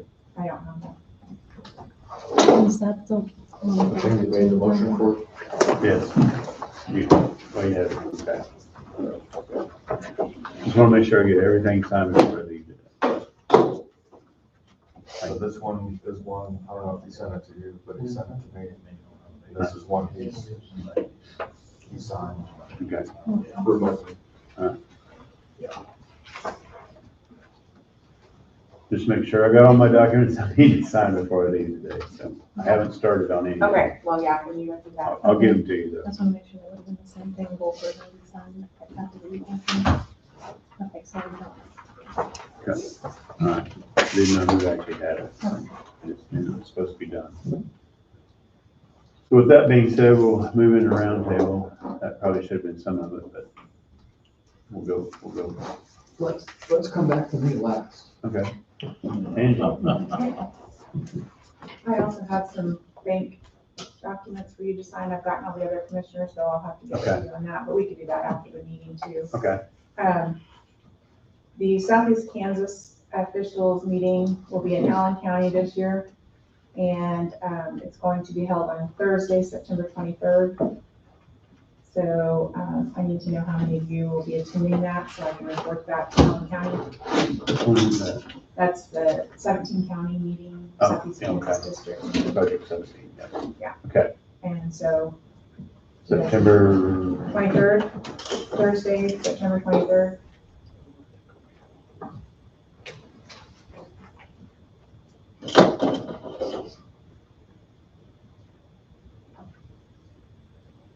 Probably start, what, 9 o'clock, Andrew? Or do you have any agenda yet? Registrations, 8:30 to 9:30, and then the meetings will follow from 9:30 to 11:30. Lunch will be served at the North Community Building. And the meeting will be at the Bowles Fine Arts, Both fine. I won't be doing or that's registration, I'm sorry. And then, yeah, and the meetings will be there, and then lunch will be at the North Community Building. I'll go. Yeah. I'll have to check. I'll let you know. I used to go to a lot of them, and I really didn't see much benefit in going to them. It's the same people, about the same things over there every time. They had a Okay. a year ago, or 2 years ago, the one they had, it was a total disaster. But the one they had a year ago, there was some value to it. Okay, so that's all on that one.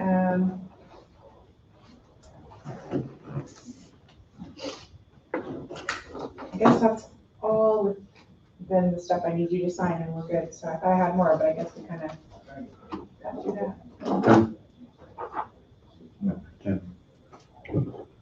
Jesse.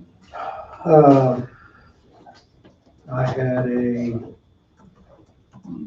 another concerned citizen about the fair building. The concern was the ownership of the building, et cetera. I'm assuming it's the ownership of the building that is there now. And I think we also kind of discussed a little bit of potential of the new building, who's going to be ownership of that also. So I instructed them if they had questions, they probably ought to come to a commission meeting and ask questions. I've had some conversation with a few people on it as well, and basically my comment is to them is, I mean, basically we passed the ball over to Daryl. And he's, as far as, and not to put words in his mouth, but my conversation I had with him was that he was gonna basically do the conversating to see ownership and make sure everything is gonna be satisfactory to the fair board and or whoever owns. So as far as I'm concerned, Daryl's ahead of it, so to speak, and all basically all we're doing is writing a check. So we need to forward people to Daryl versus. Well, I'll ask him about that, but, I mean, he was doing all the footwork on it, to my knowledge, and like I say, our involvement's just, we're the ones signing the check, so to speak. And there was discussion as whether or not it had historical value or not. I believe that's been discovered, and that's a no. Do we know who owns the building now? Fair board is what I'm being told, The fair board owns a building on city property. what I was told. They say they do. Well, again, I don't know. One would assume that no matter who owns it, whether it's the city or the fair board, that they would not object to a newer facility to replace this old facility that they barely even use, to my knowledge. So, again, I've been conversing with Daryl off and on this, and it sounds like he's got everything under control with me, so. That's all I have. Well, the deal with Cook and Flats, and I know Tom expressed he'd like to do that. If we decide that trails are number one, which it seems like every community has done that. We decided trails are number one. I'd like to be involved in that because I've been involved in these trails from New Strong and Burlington and all this for the last 14 years. Actually, I was before I was even commissioner. When I was on the rec commission, we discussed those. But I would like to, if trails are the number one priority, because we have a lot of information and a lot of stuff for that. Good, that'd be awesome. I know that the city of Leroy, there was a lot of young people. Trails, I'm not sure it was their number one, but it was in the top 2 or 3. And I'm just sitting here in my mind, I built a trail all the way around Coffee County. It hit every city, Coffee County, so different ways. Yeah, it's done, just as long as there's a person to kind of take the lead to be the drummer, so to speak. You know, and if that's an engineering firm, then that's an engineering firm. My number one priority on this is protecting the property owners' rights. True. And that's in through this 30x30. I've heard so much on trails, the zoning around trails. That's my concern.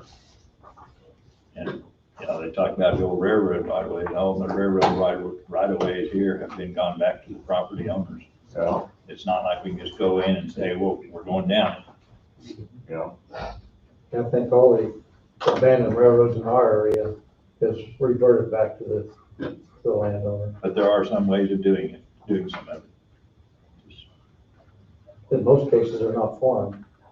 You know, the rock and the riprap is still there, ties are rotted away. Chances are most farmers wouldn't have an issue with it, but I fully understand where you're coming from. Has the soils been tested on the railroad right of ways to ensure that there is not contamination from the creosote and whatever else was spilt for years and years and years going down the railroad? I'm sure, you know, like Katy and like the Missouri Southern that used to go east and west, I'd say that there's been zero, you know, study done on something like that. Of course, back then, I don't know how many ties had creosote in. Right. You know, those are questions we don't have an answer to. I know the old Katy track, I'm not sure those ties had. I went on the Katy once from south to Leroy, we went to Junction City on a school day. I mean, you sit there and just walk back and forth, you couldn't walk down the middle of it unless you was hanging on. It was kind of interesting to go up through.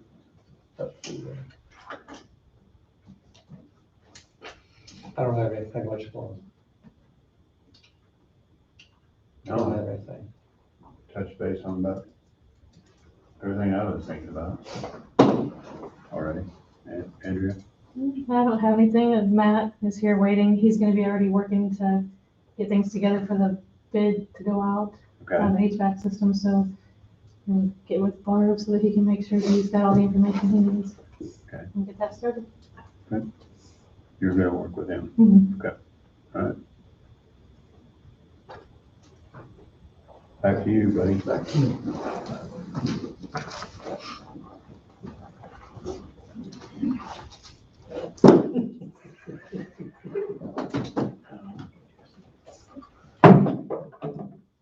So a couple things before I request one of at least 2 executive sessions.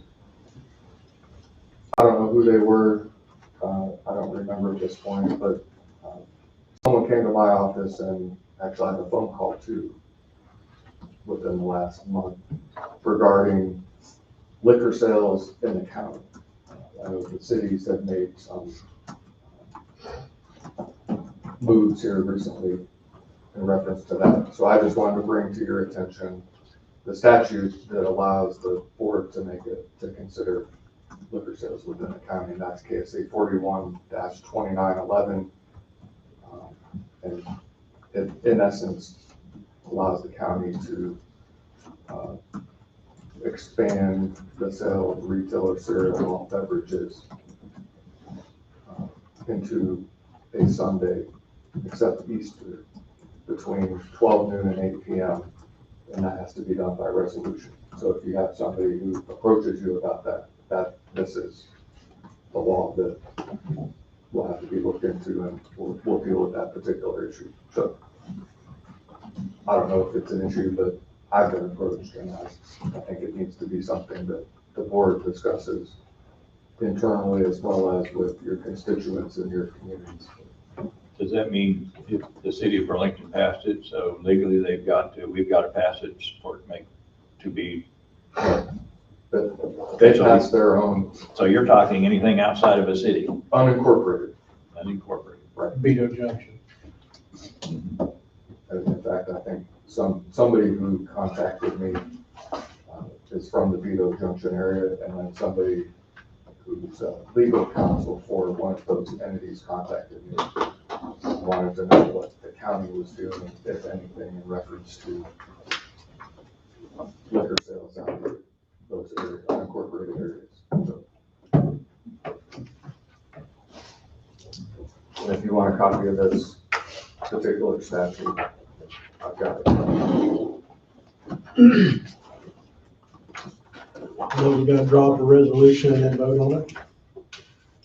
So there's a liquor store in Lebo, which is near the interstate, He's so. open on. So does that mean that the new Casey's can sell liquor on? That's in the cities, though. That's in the city of Lebo. So what we're talking about is just Vito. You're incorporated.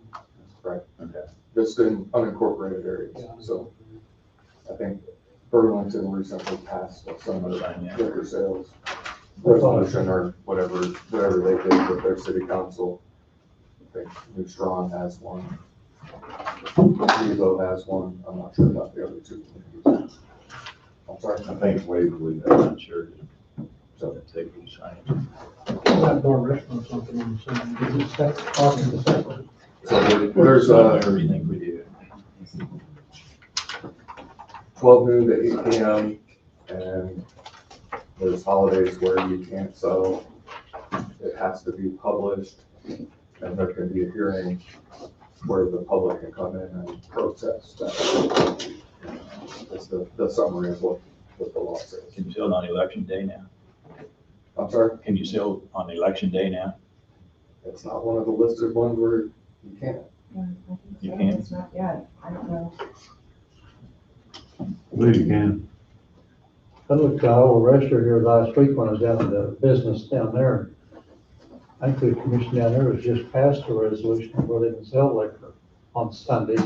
And I assume, I didn't read the total article, but I assume it's probably county law. That's an assumption. Well, it's nice to have it, I mean, if it's, because a lot of questions get asked, well, heck, I can buy it here, or I can buy it there, why can't I buy it here? You know, and so, I mean, that's, and you're close to the lake too. So I lived in Tennessee, but a lot of my family is from the Tennessee area. They have wet counties and they have dry counties. So someone in a dry county would drive to the adjacent county to a wet county and buy their liquor or alcohol there, which, you know, there's a whole line of thinking that goes into that, where if you're in a dry county and let's say it's Sunday afternoon and you run out of whatever you've been drinking, then somebody get in the car and drive over to a wet county, which then has a safety component to it. And you have sort of things that stack on the things. So There's a lot of states that have dry counties, you know, dry parishes. In Tennessee, they usually buy in fruit jars anyway. Makes it go. that may be true as well. And I'm Dark side of the mountain. I don't know if the board is aware or not, but it's a mandate for the court system right now, whether you're in the district court or in the courtroom, that you wear a mask at all times. And that was something that was passed down by the Supreme Court of Kansas. So if you see people or you go into the courtroom or you go into the district court, it's a requirement. Regardless of a shot. And I think it's regardless of the shot. So with the new COVID surge right now. I think that's what they're trying to do. One of the things they're trying to do to mitigate that. But for my purposes, if I go into the courtroom, that's what I have to do. So you see me wearing a mask on, that's where I go, and that's what I do.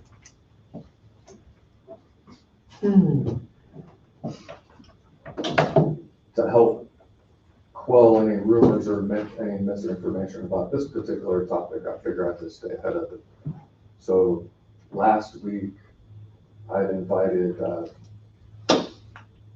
Advantage Computers to come to the courthouse. And the reason why they came to the courthouse is they were who I was pointed to regarding getting quotes on putting up glass barriers in different offices.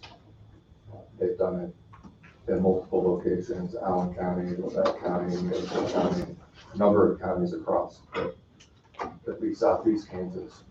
And they've become one of the sources for doing that. So I got the individual's name was Steve Prasko with Advantage Computer. He came and took measurements in a number of offices. He's going to provide the detailed quotes reference that, and that will be brought to the board at some point in time. Now, does that mean something has to happen? No, but it's at least going to be information for you to consider. So here's some may think that's overreacting, maybe overreaching, and that's fine. The thing that I'll tell you is when I was in Allen County and I was a county attorney there, someone came in and made a statement to my staff at the time. And the statement they made was in reference to a case I had filed against somebody. And they said, if he makes decisions like that, this is me paraphrasing, somebody's going to die. My staff at the time took that as a threat on me, and they don't get paid enough to deal with that. If somebody wants to come and do something or harm me, and it's one of the inherent things that goes with the job. I deal with people and have dealt with people over the last 20 years. I am the conduit that has their kids taken away from them. They load up on me in the lobby of the courthouse. They come in, dealt with people who've been on some sort of illicit drug. They come in and, people are unstable. So in the county attorney's office, what I did in Allen County is I had protective measures put in place where my staff could feel safe, and that's all it was. Now, some may say that that is going too far, and I would encourage anybody out there who thinks that any place where there's been some sort of shooting type situation or some type of situation where somebody's been harmed and the protective measures in place have been an issue, it's not going to happen here. There's the common thing that won't happen here, it's not going to happen here. And that's what happens in each and every location where it happens. Everybody thinks they're immune to it.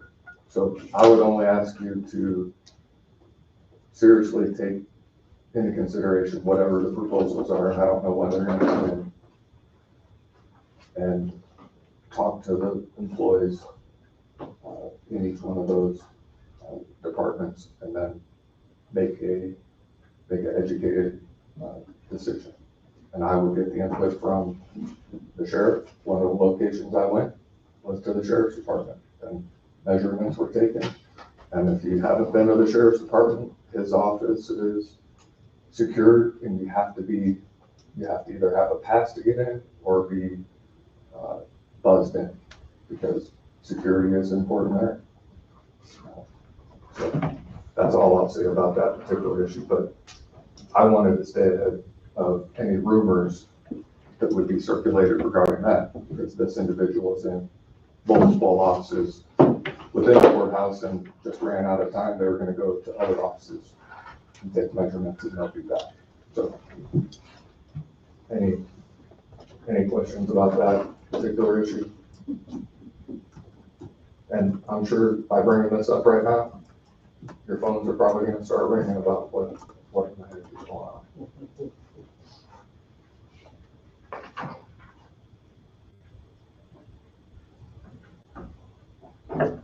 I am going to request an executive session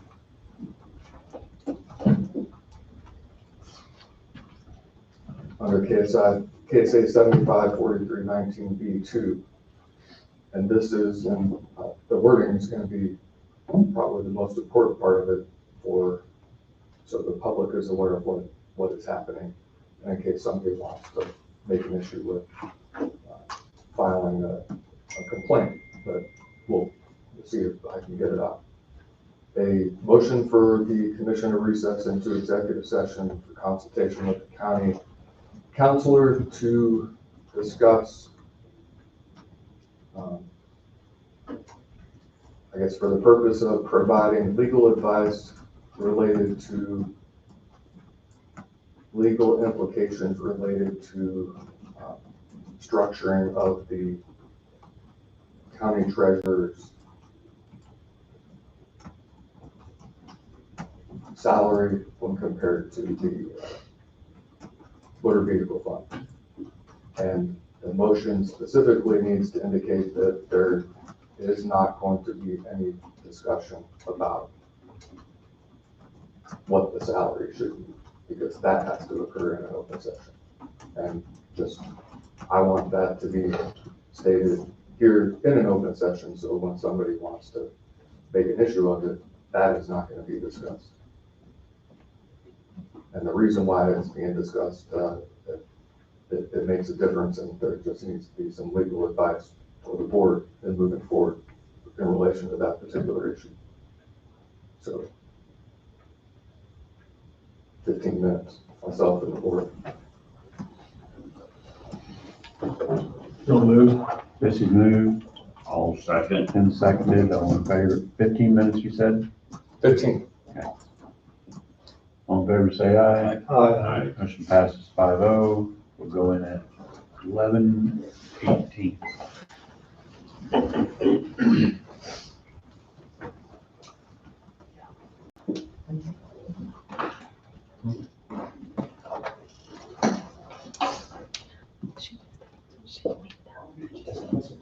She just did. Looks like she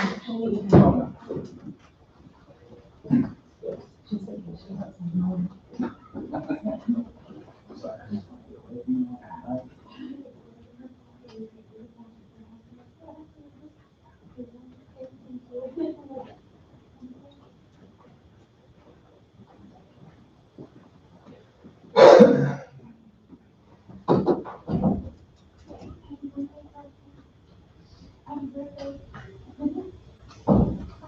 Hello.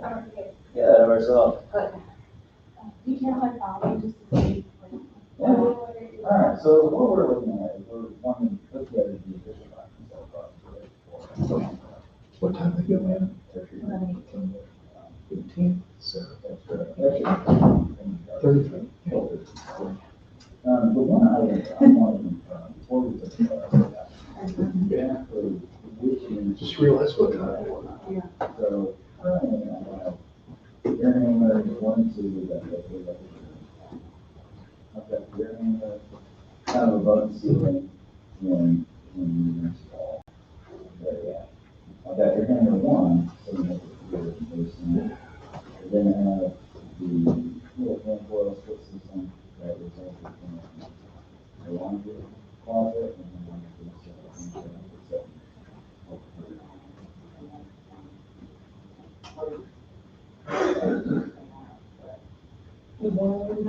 the right, but I don't think Alan serves in office. I think it goes in.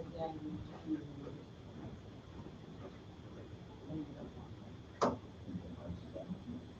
thought that was that. Okay. I didn't know. Well, I probably must have there.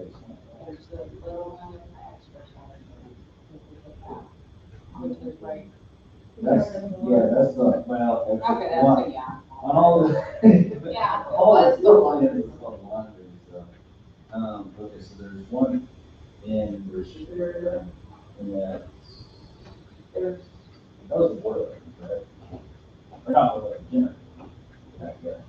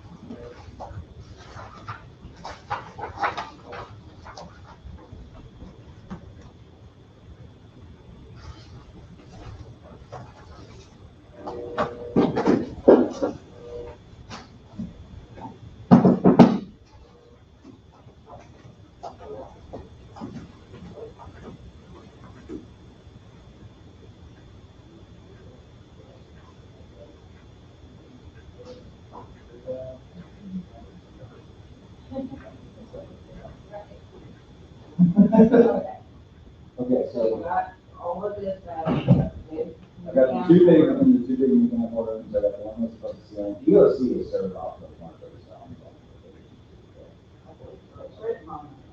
I didn't see it. But if they didn't want the right paper.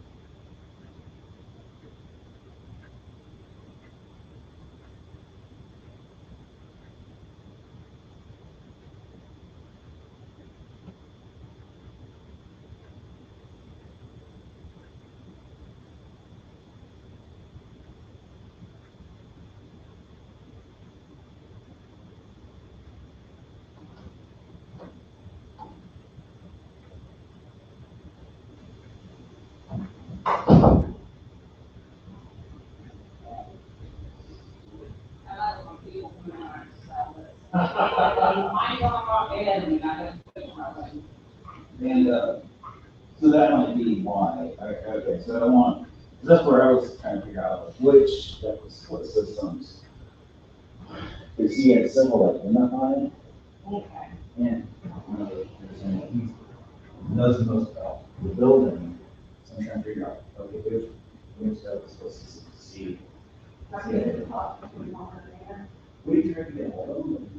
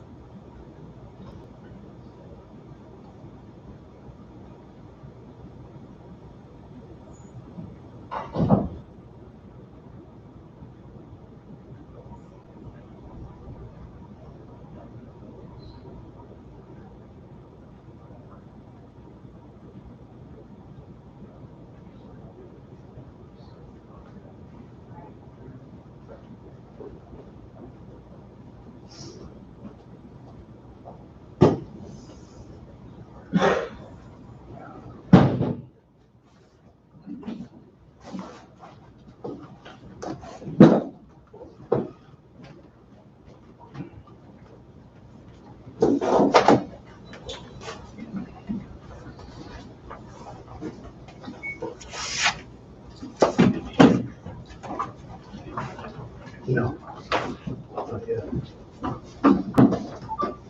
We were back.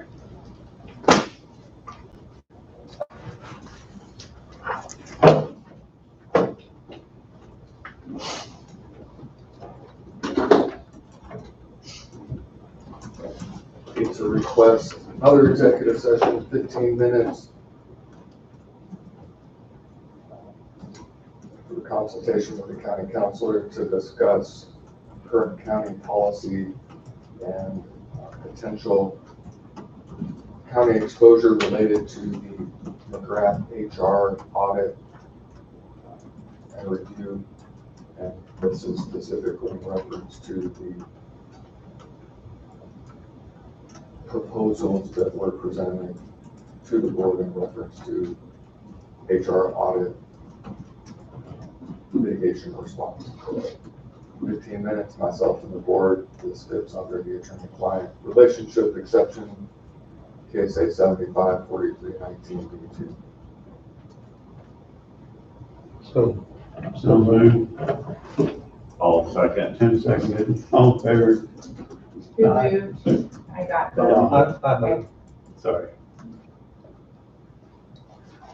We're going at 11:38 or 15 minutes.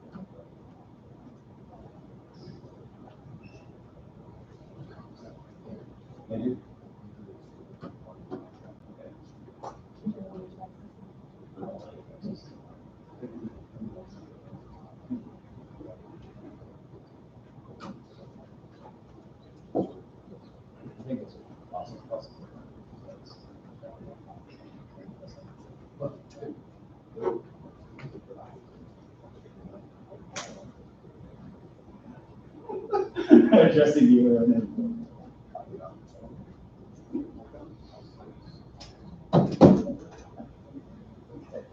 But I know, I've looked at this.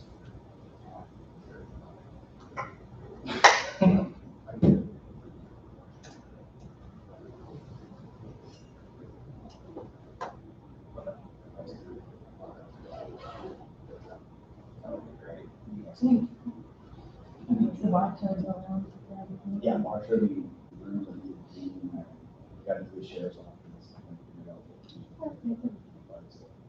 And we're all equipment. I think I have all the equipment actually.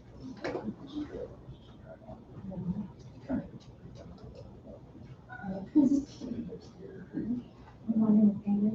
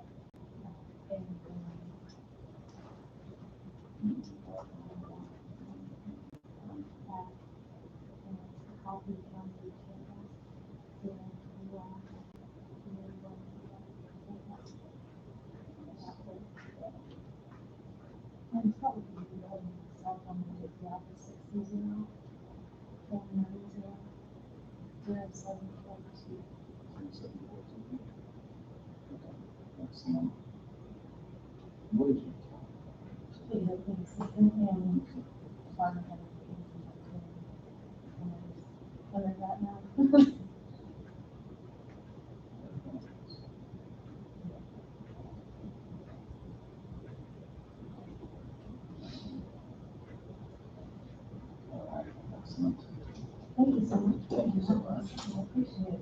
So you are, when should I expect to be in your Well, that's what we were just asking, because from what it sounds like, you guys are wanting to keep this out on the street as soon as possible.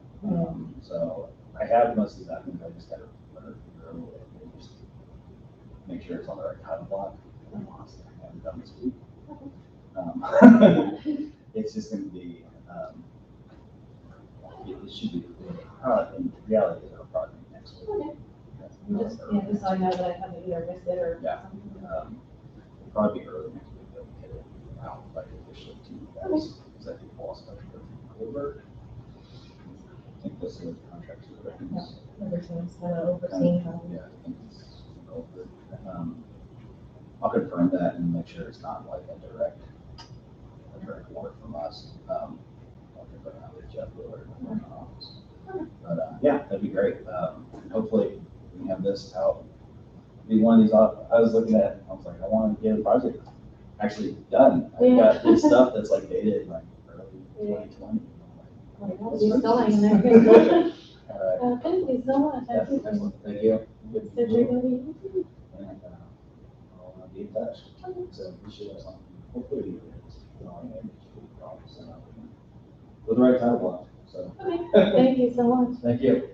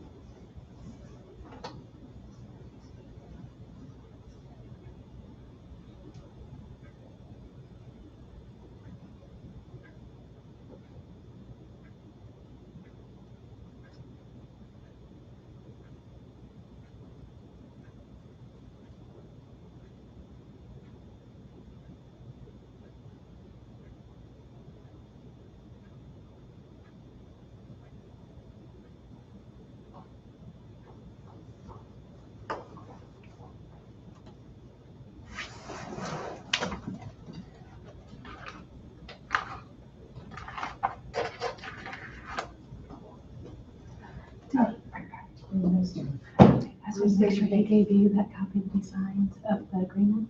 Yeah, okay, I have a. Okay.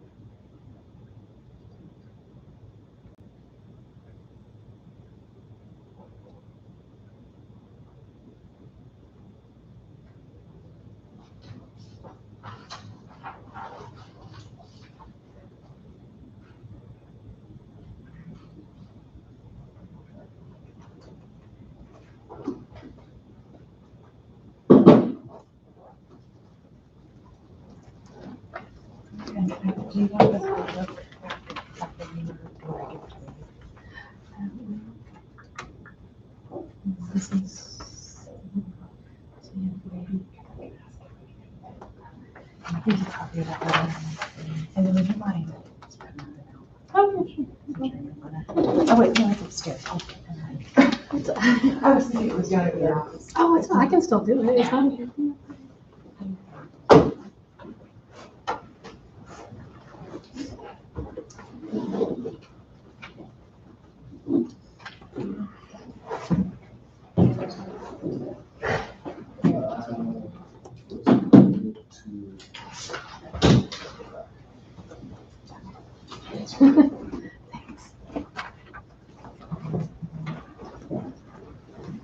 We are back. Have you anything else for us, Wade?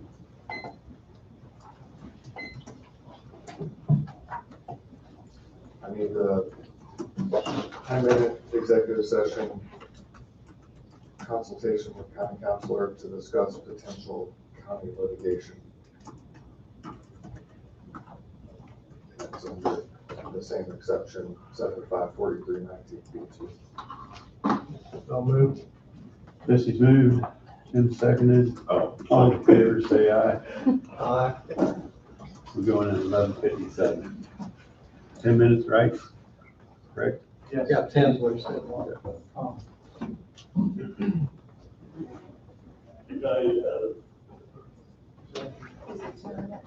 Yes. I'm sorry? 10 minutes? Yes, ma'am. 11:57? Yes. Okay. Thank you.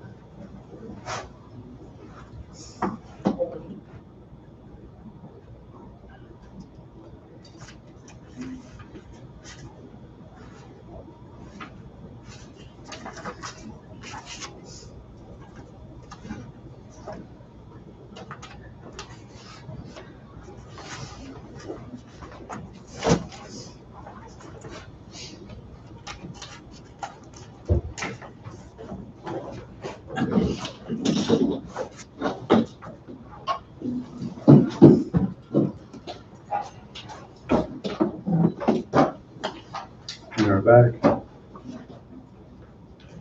Anything else you wish to share with us, lady? No, I think for today, that's enough. You good?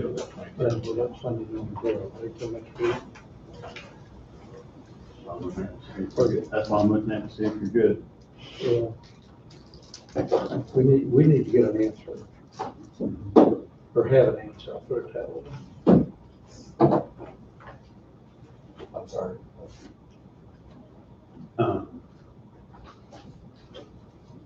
The question I posed earlier on the jail. Oh. Okay. Let's talk about it. The topic, from what I understand, is and it's probably a very relevant topic that needs to be talked about in this setting, so people know and understand that is funding for the Justice Center. That's what you're. Correct. So the idea, from what I understand from prior meetings and conversations, is that the jail Justice Center would be funded through reserve funds. And if that is the way that the board wants to go, then what reserve funds are available to tap into? Is that what you're wanting to sort of explore right now? To me, I think we need to be able to have some answers on how, if we proceed ahead, how we're gonna fund the Justice Center. You know, reserve funds and then picking up the balance of it later on. So the second part of that is to figure out, well, I guess the first part is what, and this came up on Monday or last Wednesday with the Burlington City Council. You were there, Don. I was there. It was a packed house, standing room only, and people were funneled out into the main lobby for that particular subject matter, which that's how it should be. Hopefully that's how it is everywhere. The sheriff and myself and whoever's a part of the committee or the people that go out into the communities to have public input and feedback to understand and ask the questions about this Justice Center is so important. So funding, if you recall several weeks ago when the auditor was here, I asked the question, how would, if the idea is to fund this particular project through reserve funds, how would that happen? What does that look like? And the auditor said, well, you move money from these particular accounts into the, I think he said, the special law enforcement fund of some sort, and that would be done, you know, the example is given of the risk management. I might be saying the fund wrong, but the risk management fund that has, so however many $1 million in it, 10 million. So you could safely, without crippling potential exposure later on down the road, move, I think the idea was approximately $4 million.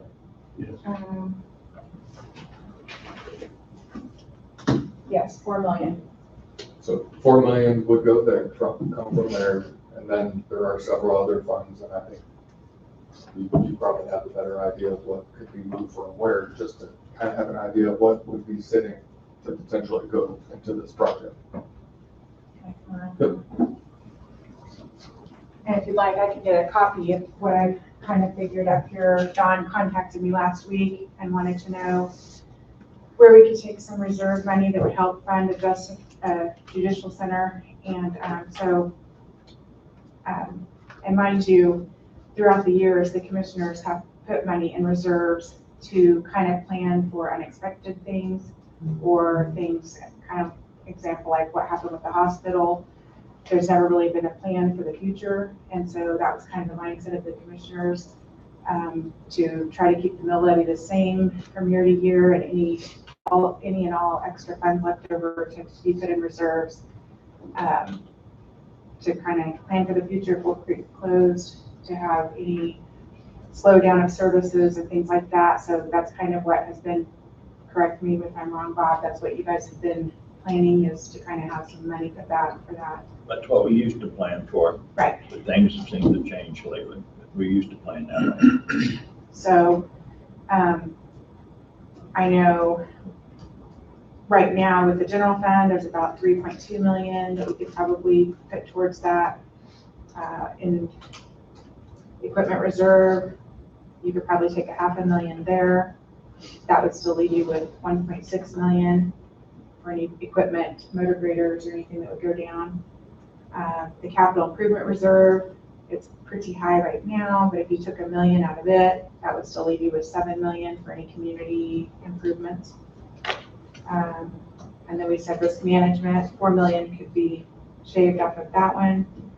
That one got pretty high because we didn't know for sure, being self-funded, exactly what number we needed to be at, but now we've been steady for several years now. We've talked to our health insurance people, and they said that would be okay to drop that down. There's still a fiber optic system construction fund that I think we were going to put in the budget this year or move it back to the general fund, but you could use all of that, 400,000. Community improvement reserve, you could take 3 million from it, and that would leave you with about 1.4 million. And then there's a rural water infrastructure that I think we were going to clean that up too. There's 155,000 there. So that's where you guys have put money, that's where there's some available, and I think we added that up, and it was about 12 million, wasn't it, Don? Yeah, I visited with Angie last week to find out if there was a place we could pull half of that projection 25. And Angie came up with these 7 items, and those total up to 12,255,000, which is close to the 2.5 or 12.5. And then you made a comment that, you know, probably need to be a little bit more pulled from a couple locations to get it up to the 12.5 or 13. But There may you know, be the more. questions I get now, and I don't get a lot of questions, because I think most everybody understands the need for our judicial system is, you know, where's all the funding gonna come from? And to me, that probably should be one of our first answers to be able to answer. First questions we should be able to answer. And right now, we don't, to my knowledge, we don't have anything down black and white, although we've had some discussion. And the discussion's been here, but, you know, that would take care of half of it if the 25 million turns out to be right. But we still gotta fund the other 12.5, 13 million. Well, and I had a citizen contact me last week after the Burlington meeting, because my name was mentioned, that I had, like, it sounded like I'd given the green light that you guys could spend the 12 million, and that's not, I don't remember that. well, yeah, and each person interprets things differently I too, was so there, I I don't don't know, remember but, that. yeah, but in the conversation, they kind of felt like that's how it was presented, and I said, no, that I'm just giving you the numbers where, so you know where you put money and what you have available, and then they'd asked if there's a possibility that this could be done without raising taxes on the taxpayers, and I said, I absolutely think it can be if we really focus and do that, because I don't think anyone wants to hurt the taxpayers. No. And I think each year, I mean, with what we transfer out into reserves, you could definitely, probably in 5 years, have it all paid, if not less, maybe, so. Through a loan? No, just extra reserve funds. Okay. But, I mean, so the jail's done this before the 5 years is up, or, I mean, how does that money get? I think if you have a plan on when you want to start, you know. I'll start doing it. Start break, you know, like if you have a plan to start, say, I think Tom mentioned at one point when he talked to me at the end of 2022 or at the beginning of 2023, and if you have a plan on how you want that laid out, then we can get a plan together for the finances to cover that. To me, and I don't have all the answers on finance, that's all I've dealt. To me, we need to have a plan in place. You do. Accepted by the commission to move forward with this project, which is a project that to me is much, much needed and needs to happen. But we owe it to our citizens. We're elected.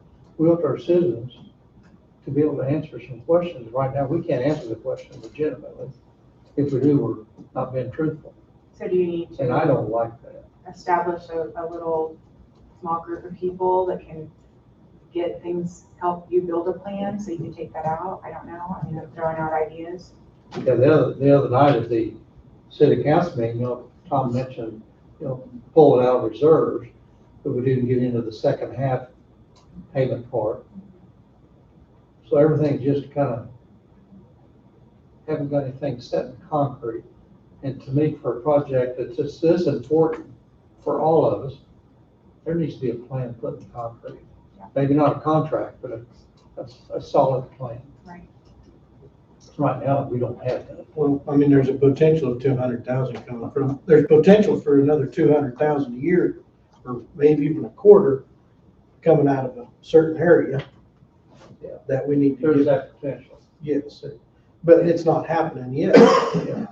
But it needs to happen.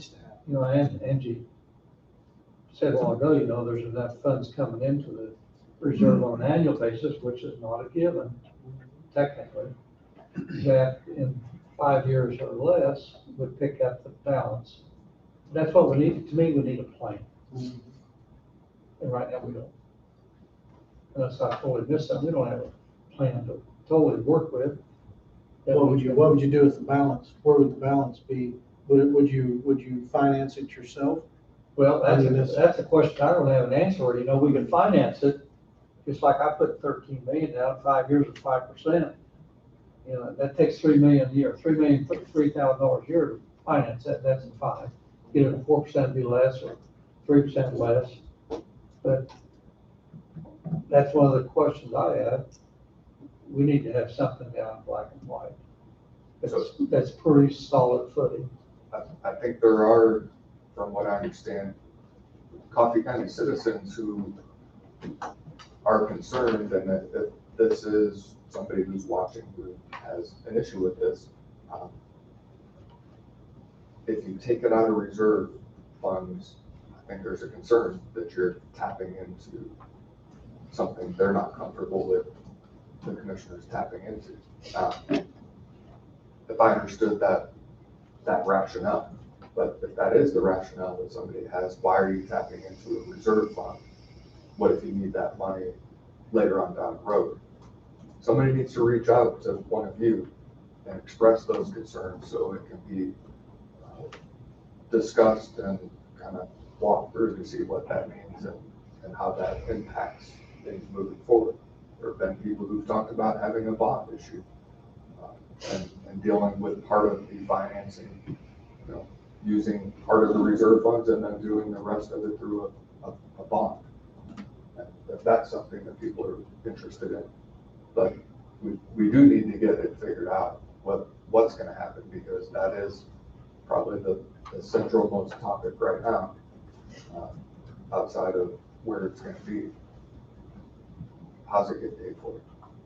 The questions I get is because some people got the idea that we're gonna fund all this through reserves and such, is, oh, are you guys gonna do it? And the taxpayers don't even have a say-so in it?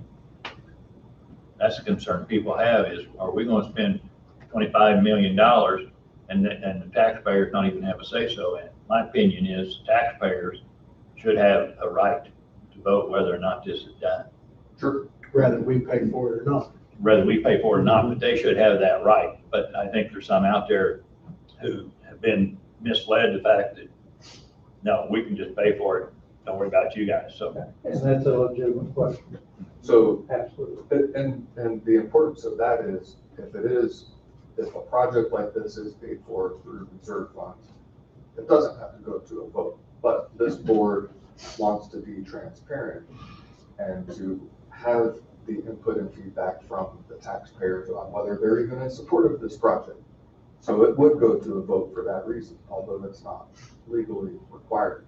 It's legally required that there is a sales tax that is imposed on the taxpayers. If there's the taxes go up, so to speak.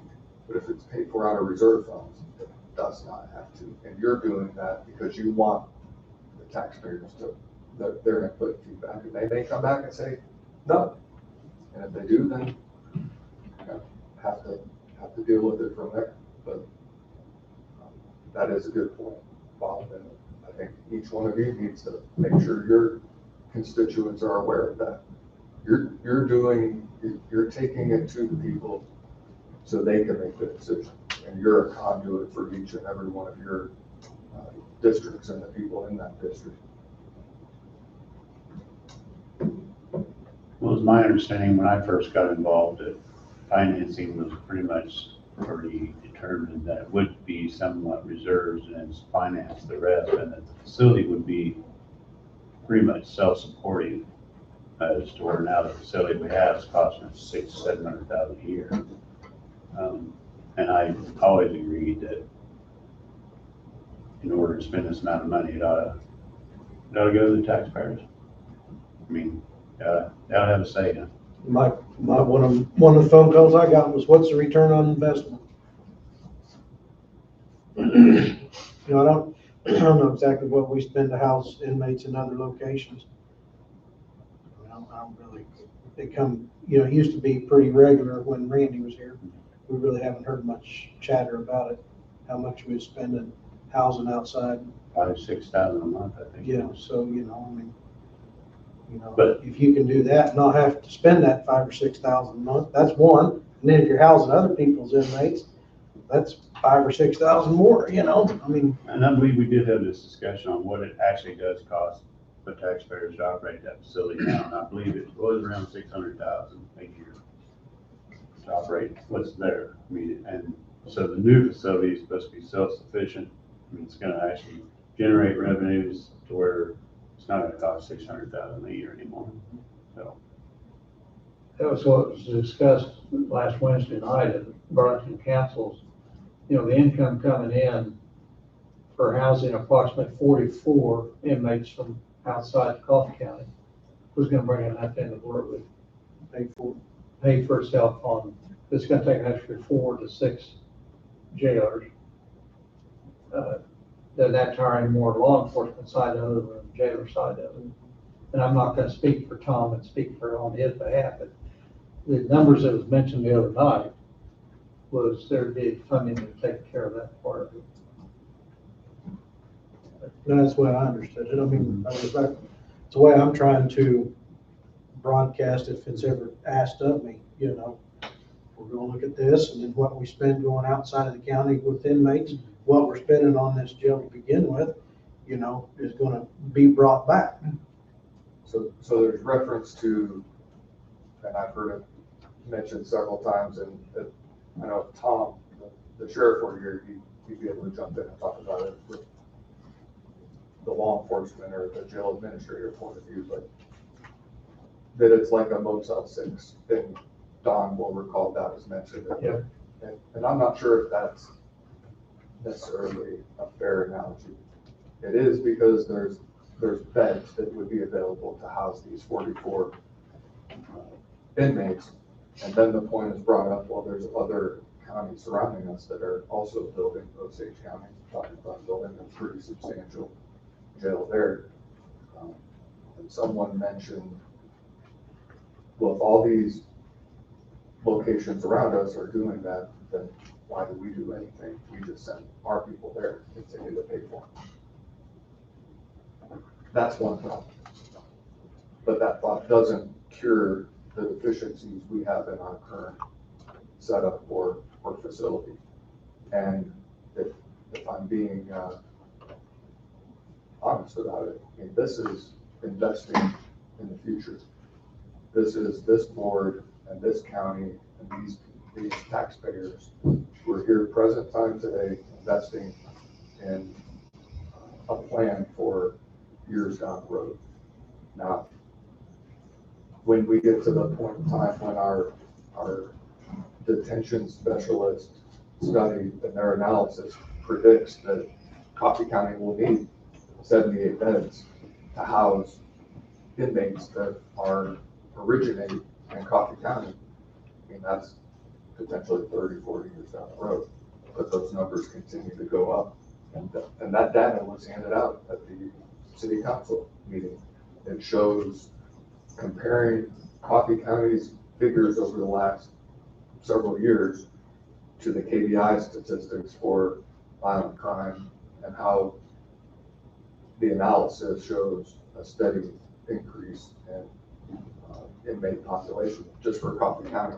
So if you build a facility with 78 beds and you don't have to bring in Coffee County inmates, you're able to bring in other inmates from other locations to help support that facility until Coffee County gets to that point. Because then there was the mention of, well, you have this phase 1 and phase 2 in the original intent design, and that's true. But phase 2 is an entirely separate and distinct addition to phase 1, which wouldn't occur until somewhere down the road. And that phase 2 is you add additional cells, because the way jails are structured and built today is they're pods, and you just bring in another pod, and it's a whole lot less expensive to add pods than it is to initially build the structure itself.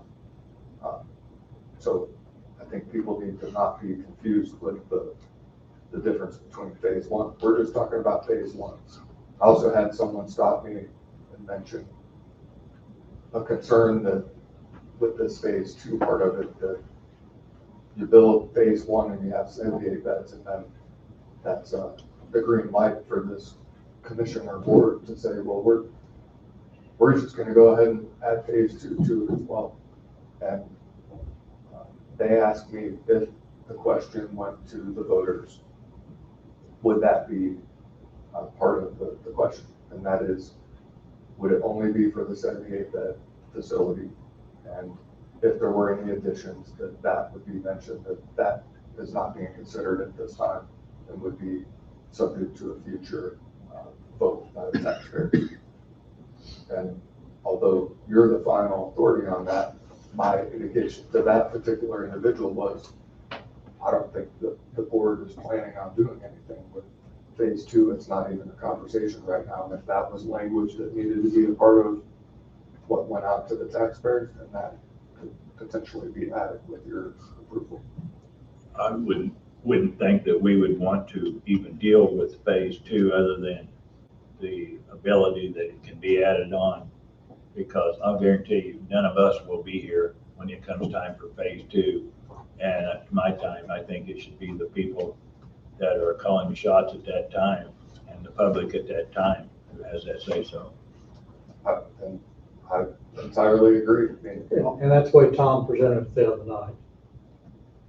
That it was gonna be a long 30, 40 years out, if at all. It's an investment in the future. It is.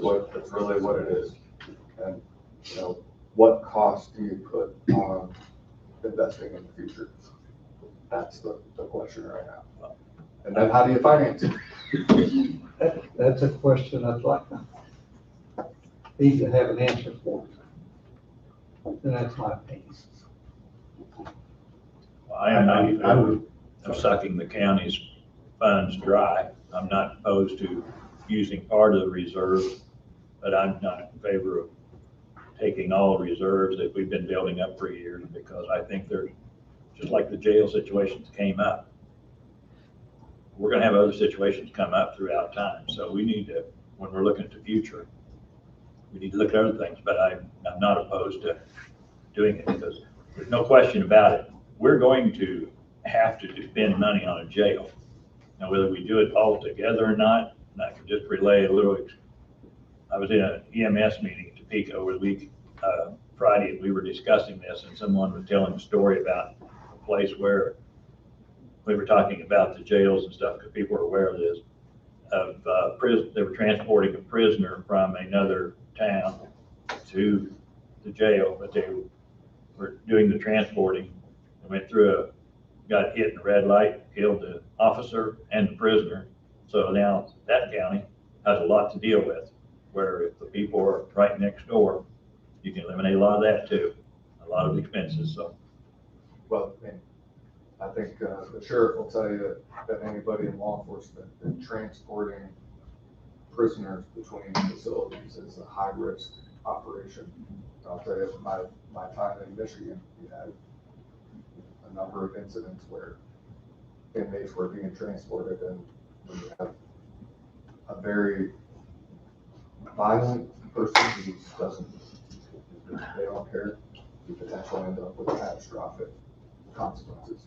I hope that never happens here, but as an aside, you saw what happened in Chicago over the weekend. That young 29-year-old police officer who just got off of maternity leave as a two-month-old child that was making a routine traffic stop with her partner, and she lost her life. She was assassinated. And I tell people, traffic stops with law enforcement are the most dangerous encounters that they have, whether it be in Coffee County or anywhere else. If I told you how many traffic stops our law enforcement officers here locally have, where firearms are involved, and loaded firearms for that matter, and by the grace of God, nothing tragic has happened here. But you look at the type of encounters they deal with, whether it be on I-35 here in Burlington, on Highway 75, and the same thing that happens in these major metropolitan areas happen here. And our officers and law enforcement are not immune to it. So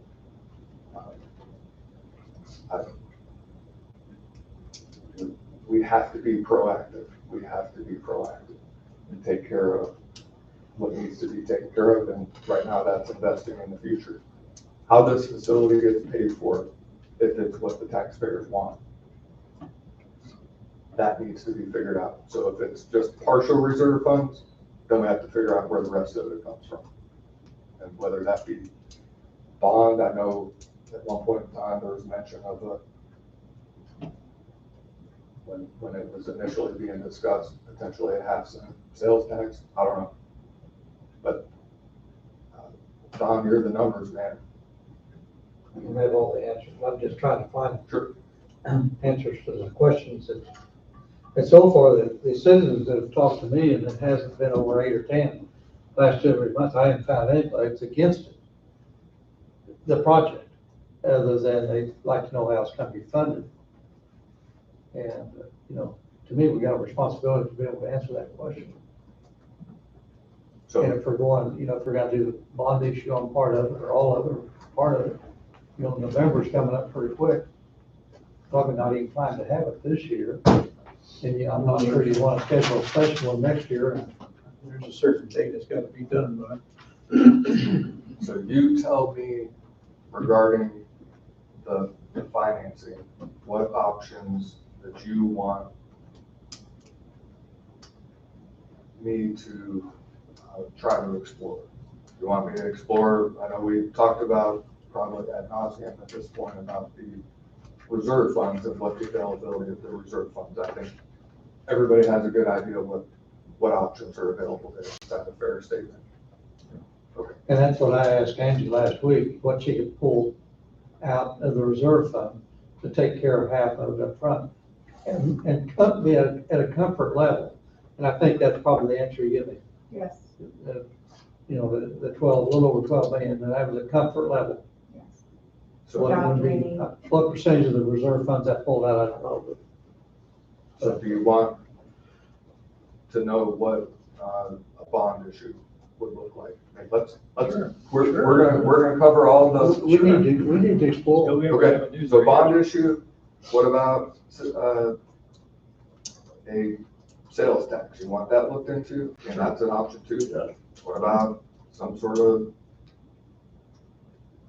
loan? There's a loan available. Well, see, and that's where maybe I was somewhat naive when I first got involved in this. I assumed that if we could put up half the money, we could probably get a loan somehow, somewhere, to finance the rest of it. Because it was gonna be self-supportive, and we got revenues coming in to help pay off the loan. I mean, I know it's one hand worse than another, but if the jail's self-supportive and actually generates revenue, it can come back into the general fund. And if he's operating, that's how you finance it. To me, that's how I thought it was gonna be financed. But I think we need to explore all the avenues because there's also, this is the way it can be done, but we also want to answer why we don't want to do it this way. And those answers can come from that. And this is the time and place. Let's get all the cards on the table, figure out what options you want to explore, and I'll figure out a way that they get explored. So you have concrete answers, so you can take those answers to the four corners of the county and answer the questions that are probably the elephant in the room right now. For those four things, I don't know what other options there would be. I wouldn't either. Well, As long as we're not raising, as long as we're not raising taxes. as long as we're not raising taxes. Well, sales tax would raise. Yeah, but I'm not really for the sales tax either. I understand, but even if we're talking about and similar to what I talked about earlier, this is like getting a quote. We're getting a quote on what the options are. So let's get quotes on, even if there's a quote on if the taxpayers' rates are increased in whatever capacity. What are other options related to raising taxes? We got sales tax, we have, what else do you want added to this list? Because I want to be able to. You got sales tax, you got bond, you got, the only thing with private loan, if you get a private loan, then you gotta figure out that you've already spending some of your reserves. So. Another thing, and Angie, I absolutely don't want to speak for you, but, mentioned that funds continue to come into the reserve side. 4 years, they could probably paid off the second half of it. maybe, and we don't know what the reserves, the funds are gonna be coming in the next 3 or 4 years, although we got a good general idea. Project out a 5-year payout from the reserves, but yet not deplete the reserve funds any further, and maybe even try to build them. To me, that could be another option. Is as if those funds are made available on an annual basis, pull a percentage of them out to make the loan payment wherever the loan might be. I think I Lynn don't know County, exactly how you put that together, but pretty well know what funds are coming into that, over and above our operating cost. I think the Lynn County Commissioner told me they were doing a 1% sales tax, and it was gonna sunset, and they had a sunset time on it, and it was actually going to pay for it. Lynn County's, their $20 million budget, they're doing a 1 cent. And it's bringing in twice what the annual payment is. When I talked to David, the county clerk. But they can't pay the loan or the bond issue off early. So they're putting that money in reserve because it is a 32-year bond at 3%, paid off with 1% sales. He didn't know the exact payoff date, or they could start making extra payments 8, 10, 12 years down the road. But then they could take the extra funds they're getting in and pay it off quicker than the 32 years. But they don't have the exact time frame on it. But Goldberg done theirs at a $20 million bond, because they were building a jail for $17 million. And they're gonna remodel the older structure for $3 million for offices and stuff. But when they got the bids in, the bids all came in at almost at 20 million. So therefore, they're not able to do the remodeling on the courthouse that they had planned for. The bids came in almost 3 million above what Goldberg had projected. And of course, right now, $25 million projection, we don't know where that bid may come in at. But he said, I didn't ask him the percentage that it was bond issue passed, but, like I said, Bob said it's bringing in 1 cent. 74. Their sales taxes bring in twice what their payment is, but they can't make an early payment until 7, 8, or 10 years down the road. Either 74 or 78% passed. Yeah. I didn't ask that question. Which is pretty big. They were really surprised with that big, yeah, they were. That's really big. And when the bond issue is paid off, whether that's at 20 years or 22 years, the sales tax will remain in place to make the maintenance payments on it at 1/4% sales tax. But some of the questions I asked Dave, Dave's been a county clerk for 5 years. There are some of them he didn't have the exact numbers on everything, but he was very open to talk about. And I talked to him twice now for probably 25, 30 minutes, but the way it ended up, they're not able to remodel what they was hoping to remodel because the bids came in 3 million plus, or almost 3 million over above the original projection on the jail part. Well, the extra money they're making off the sales tax, they can put a little bit of money over there to do the remodel. Yes, yeah. Because they're just holding it in But reserve. right now they're holding it, Right. so they Which can is make a good lump sum business. payment when they can make the early payment. They'll do that later But on. he could remember the early payment date, whether it was 8 or 10 or 12 years, out of the 32. It's not that they don't have the money to do Yeah. the remodel. They Yeah. do, but they're just playing good business. Yeah, they're putting it in a reserve fund to make a larger payment. So they don't want to go to 32 years, they want to, shorten it down to 20 if they can. And which, that's what I say about this. If we can come up with 12 or 13 million out of reserves and not hurt any of the other accounts. If this thing's gonna save $600,000 a year, granted, it's gonna be a little slow go, but then a person starts putting that money back into the reserve accounts to build them back up again. That's the reason I asked, if we paid for the second half of it over a 5 or 6 year period, with a part of the new reserves coming in, we're not depleting the reserves. Right. And I don't want to deplete the reserves either. No, I don't think think that if we can put them down into a safe level. Because if you wait 5 or 10 years, this is gonna go up. This is gonna be a $40 million. $35 million You know, you're gonna be knocking on 40 million if it's another 5 to 10 years down the road. To not just prolong the inevitable. Sure. Sales tax for the 5 years we'll allow. We put a sunset on it. That's the key, I think, with sales tax. People want sunsets on them. They don't want them to go on forever. They don't want them to go on. So I'm clear, I will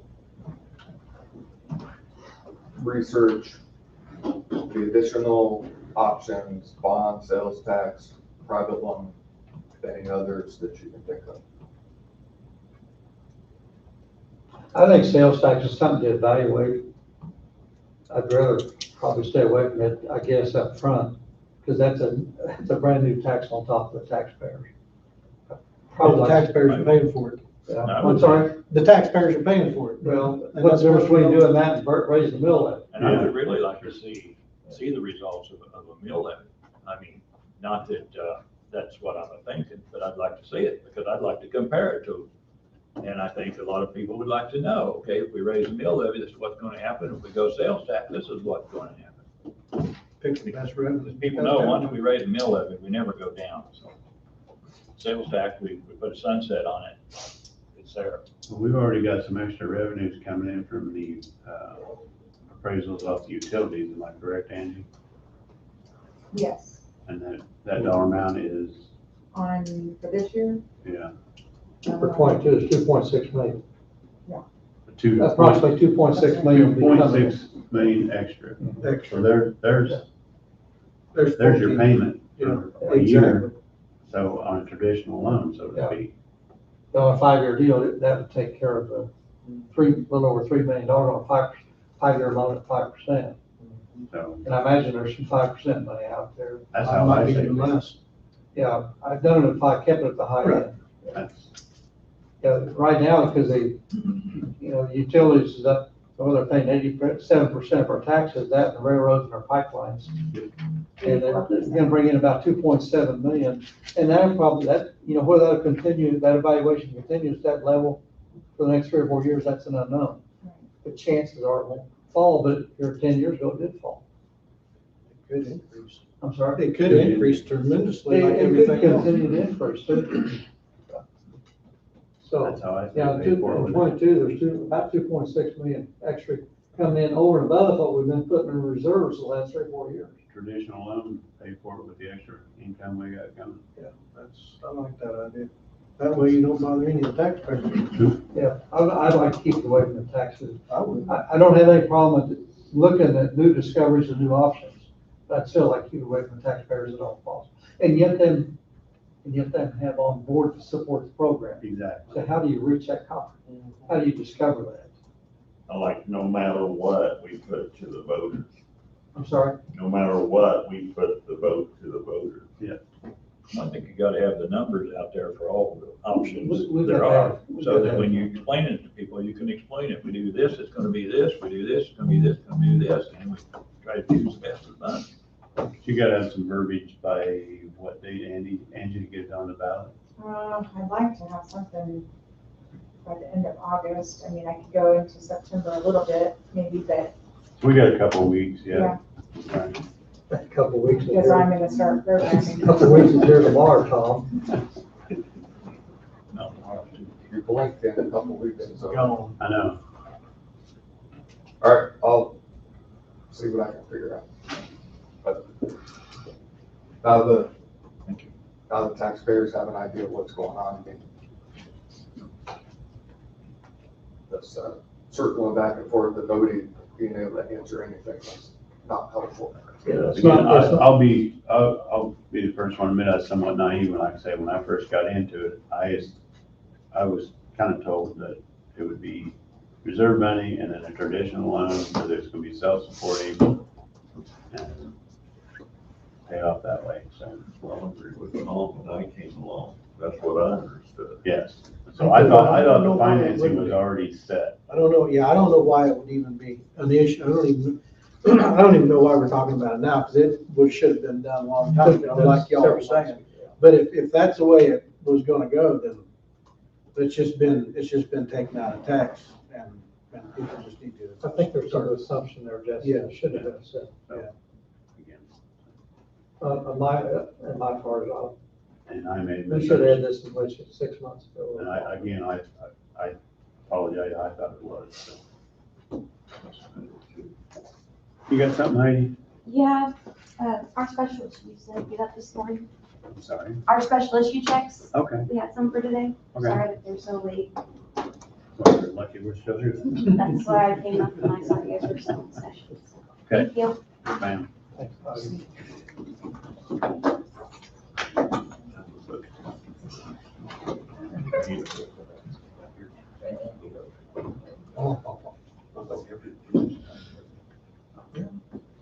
I don't know what it takes.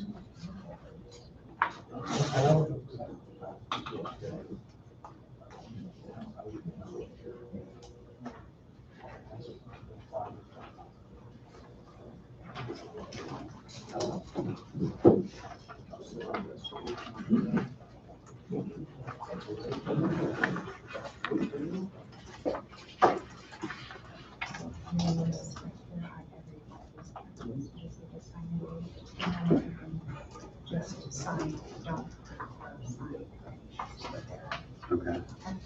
You don't use Thomas L. Yeah, just how it is there. Okay.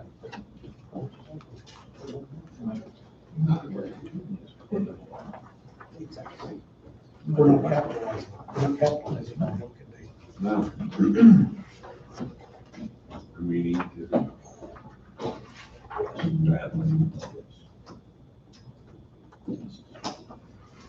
I don't know if that's the question.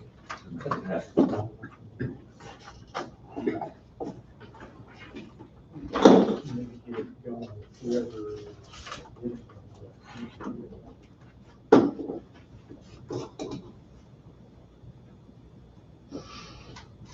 There's 4 or 5 back.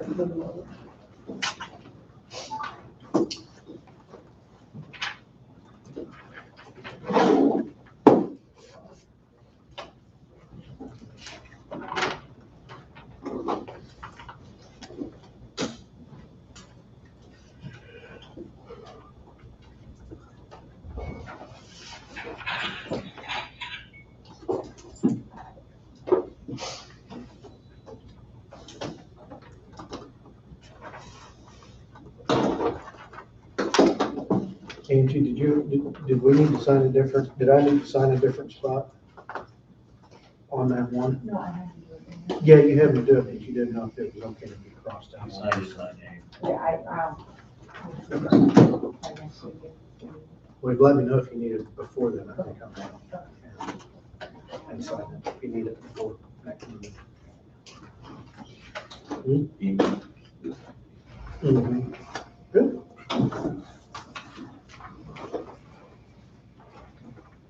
Thank you.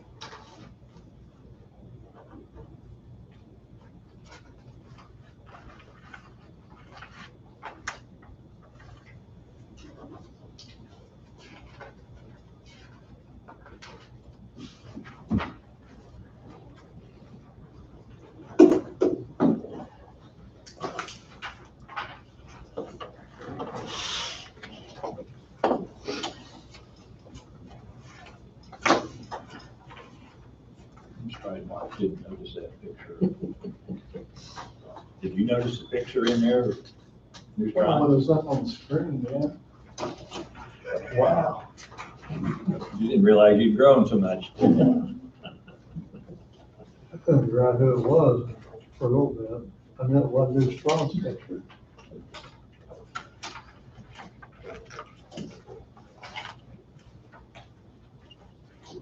I think that firm has done a lot of work on putting this all together. Mhm.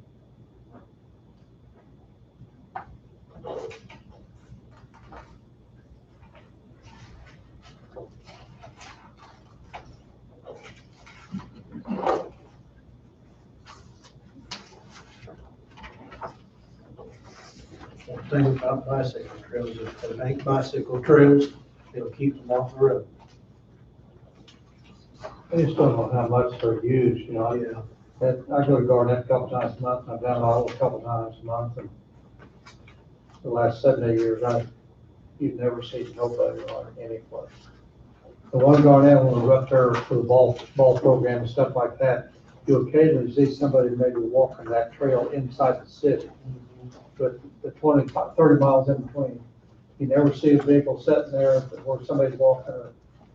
I question, you know, how much they're really used and maybe the overall value, but Wonder what a lot of people really enjoy them. I wonder what the upkeep is on something like that, you know, because you're gonna have trees that are gonna try to overgrow the walkway or the right way, whatever you want to call They're it. volunteer organizations that keep most of them the roads. One goes, third auto and it's through Richmond, through there. It's actually used a lot. Whether you see it people or not, it's actually used a lot. A lot of automobile people venture out onto that over the weekends and Well, stuff. I guarantee you that stretch from Iowa to Colony is probably smoother on the bicycle trail than it is on 169. We don't want to get into that. Yeah, that trail looks like it's hard surface. Yeah. With screen, looks like it's lime screens. It's pretty. It is. Yeah, it's all lime screen. But you know, it's pretty well all out in the open. There's not, you know, much brush on the side, but you take, coming from Colony, going on, Madison, I forget what the name of that railroad was. There's some little scenic stuff walking through that one. I mean, I don't know how much it'd take to clear that all off and put it back in shape. Yeah, but a lot of those are reverted back to the landowners, so they, on those old ones, where this. But they don't farm it, it's all This was round up. when Jim Ryan was in and had the big Rails to Trails program, is when that one through Colony and all them got in, that's how come it's such a big deal, and then the one going across Council 75, Road. yeah. But the other ones, they all went back to landowners. That Katy track that went from southeast to Leroy, and I don't know, down where it's down Pickware, Iowa, where it comes through, you know, all which, I think Junction City. I mean, there's a lot of that ground is, I mean, that track is still there, the mound is. There's probably areas where a farmer maybe leveled it off, but much of it down there is still, it's still a mound of dirt or a mound of rock. Well, it probably makes a big difference if it went through a tillable area or if it went through pasture.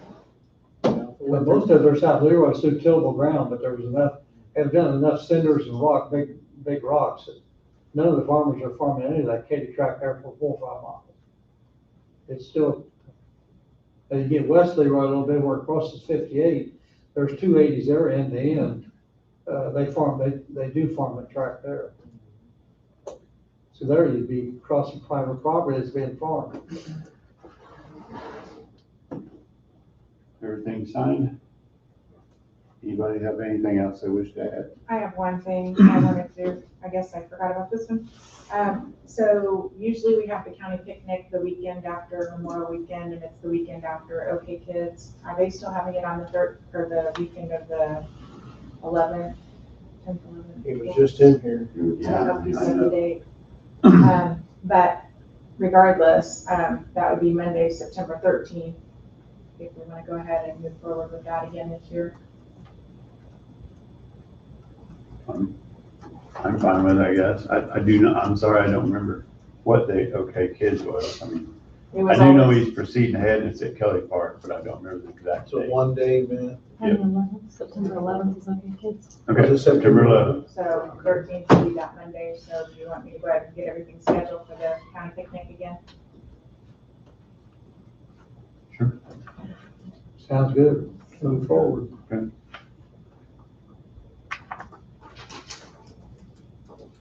And that's all I have. We've just been doing that one on the 4-H building, haven't We've done it at the 4-H building and we've done it at Kelly Hall. So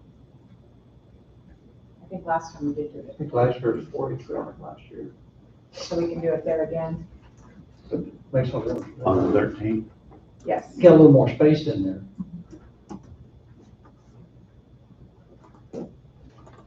Okay, anything else? We're adjourned at 1:01. I didn't make it. I said 1:30.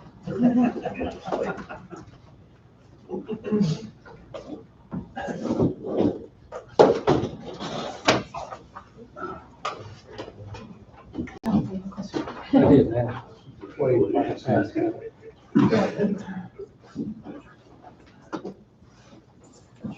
Friday, you got it. Yeah. I did that. Wait, like I said, that's what I put together Saturday and Sunday.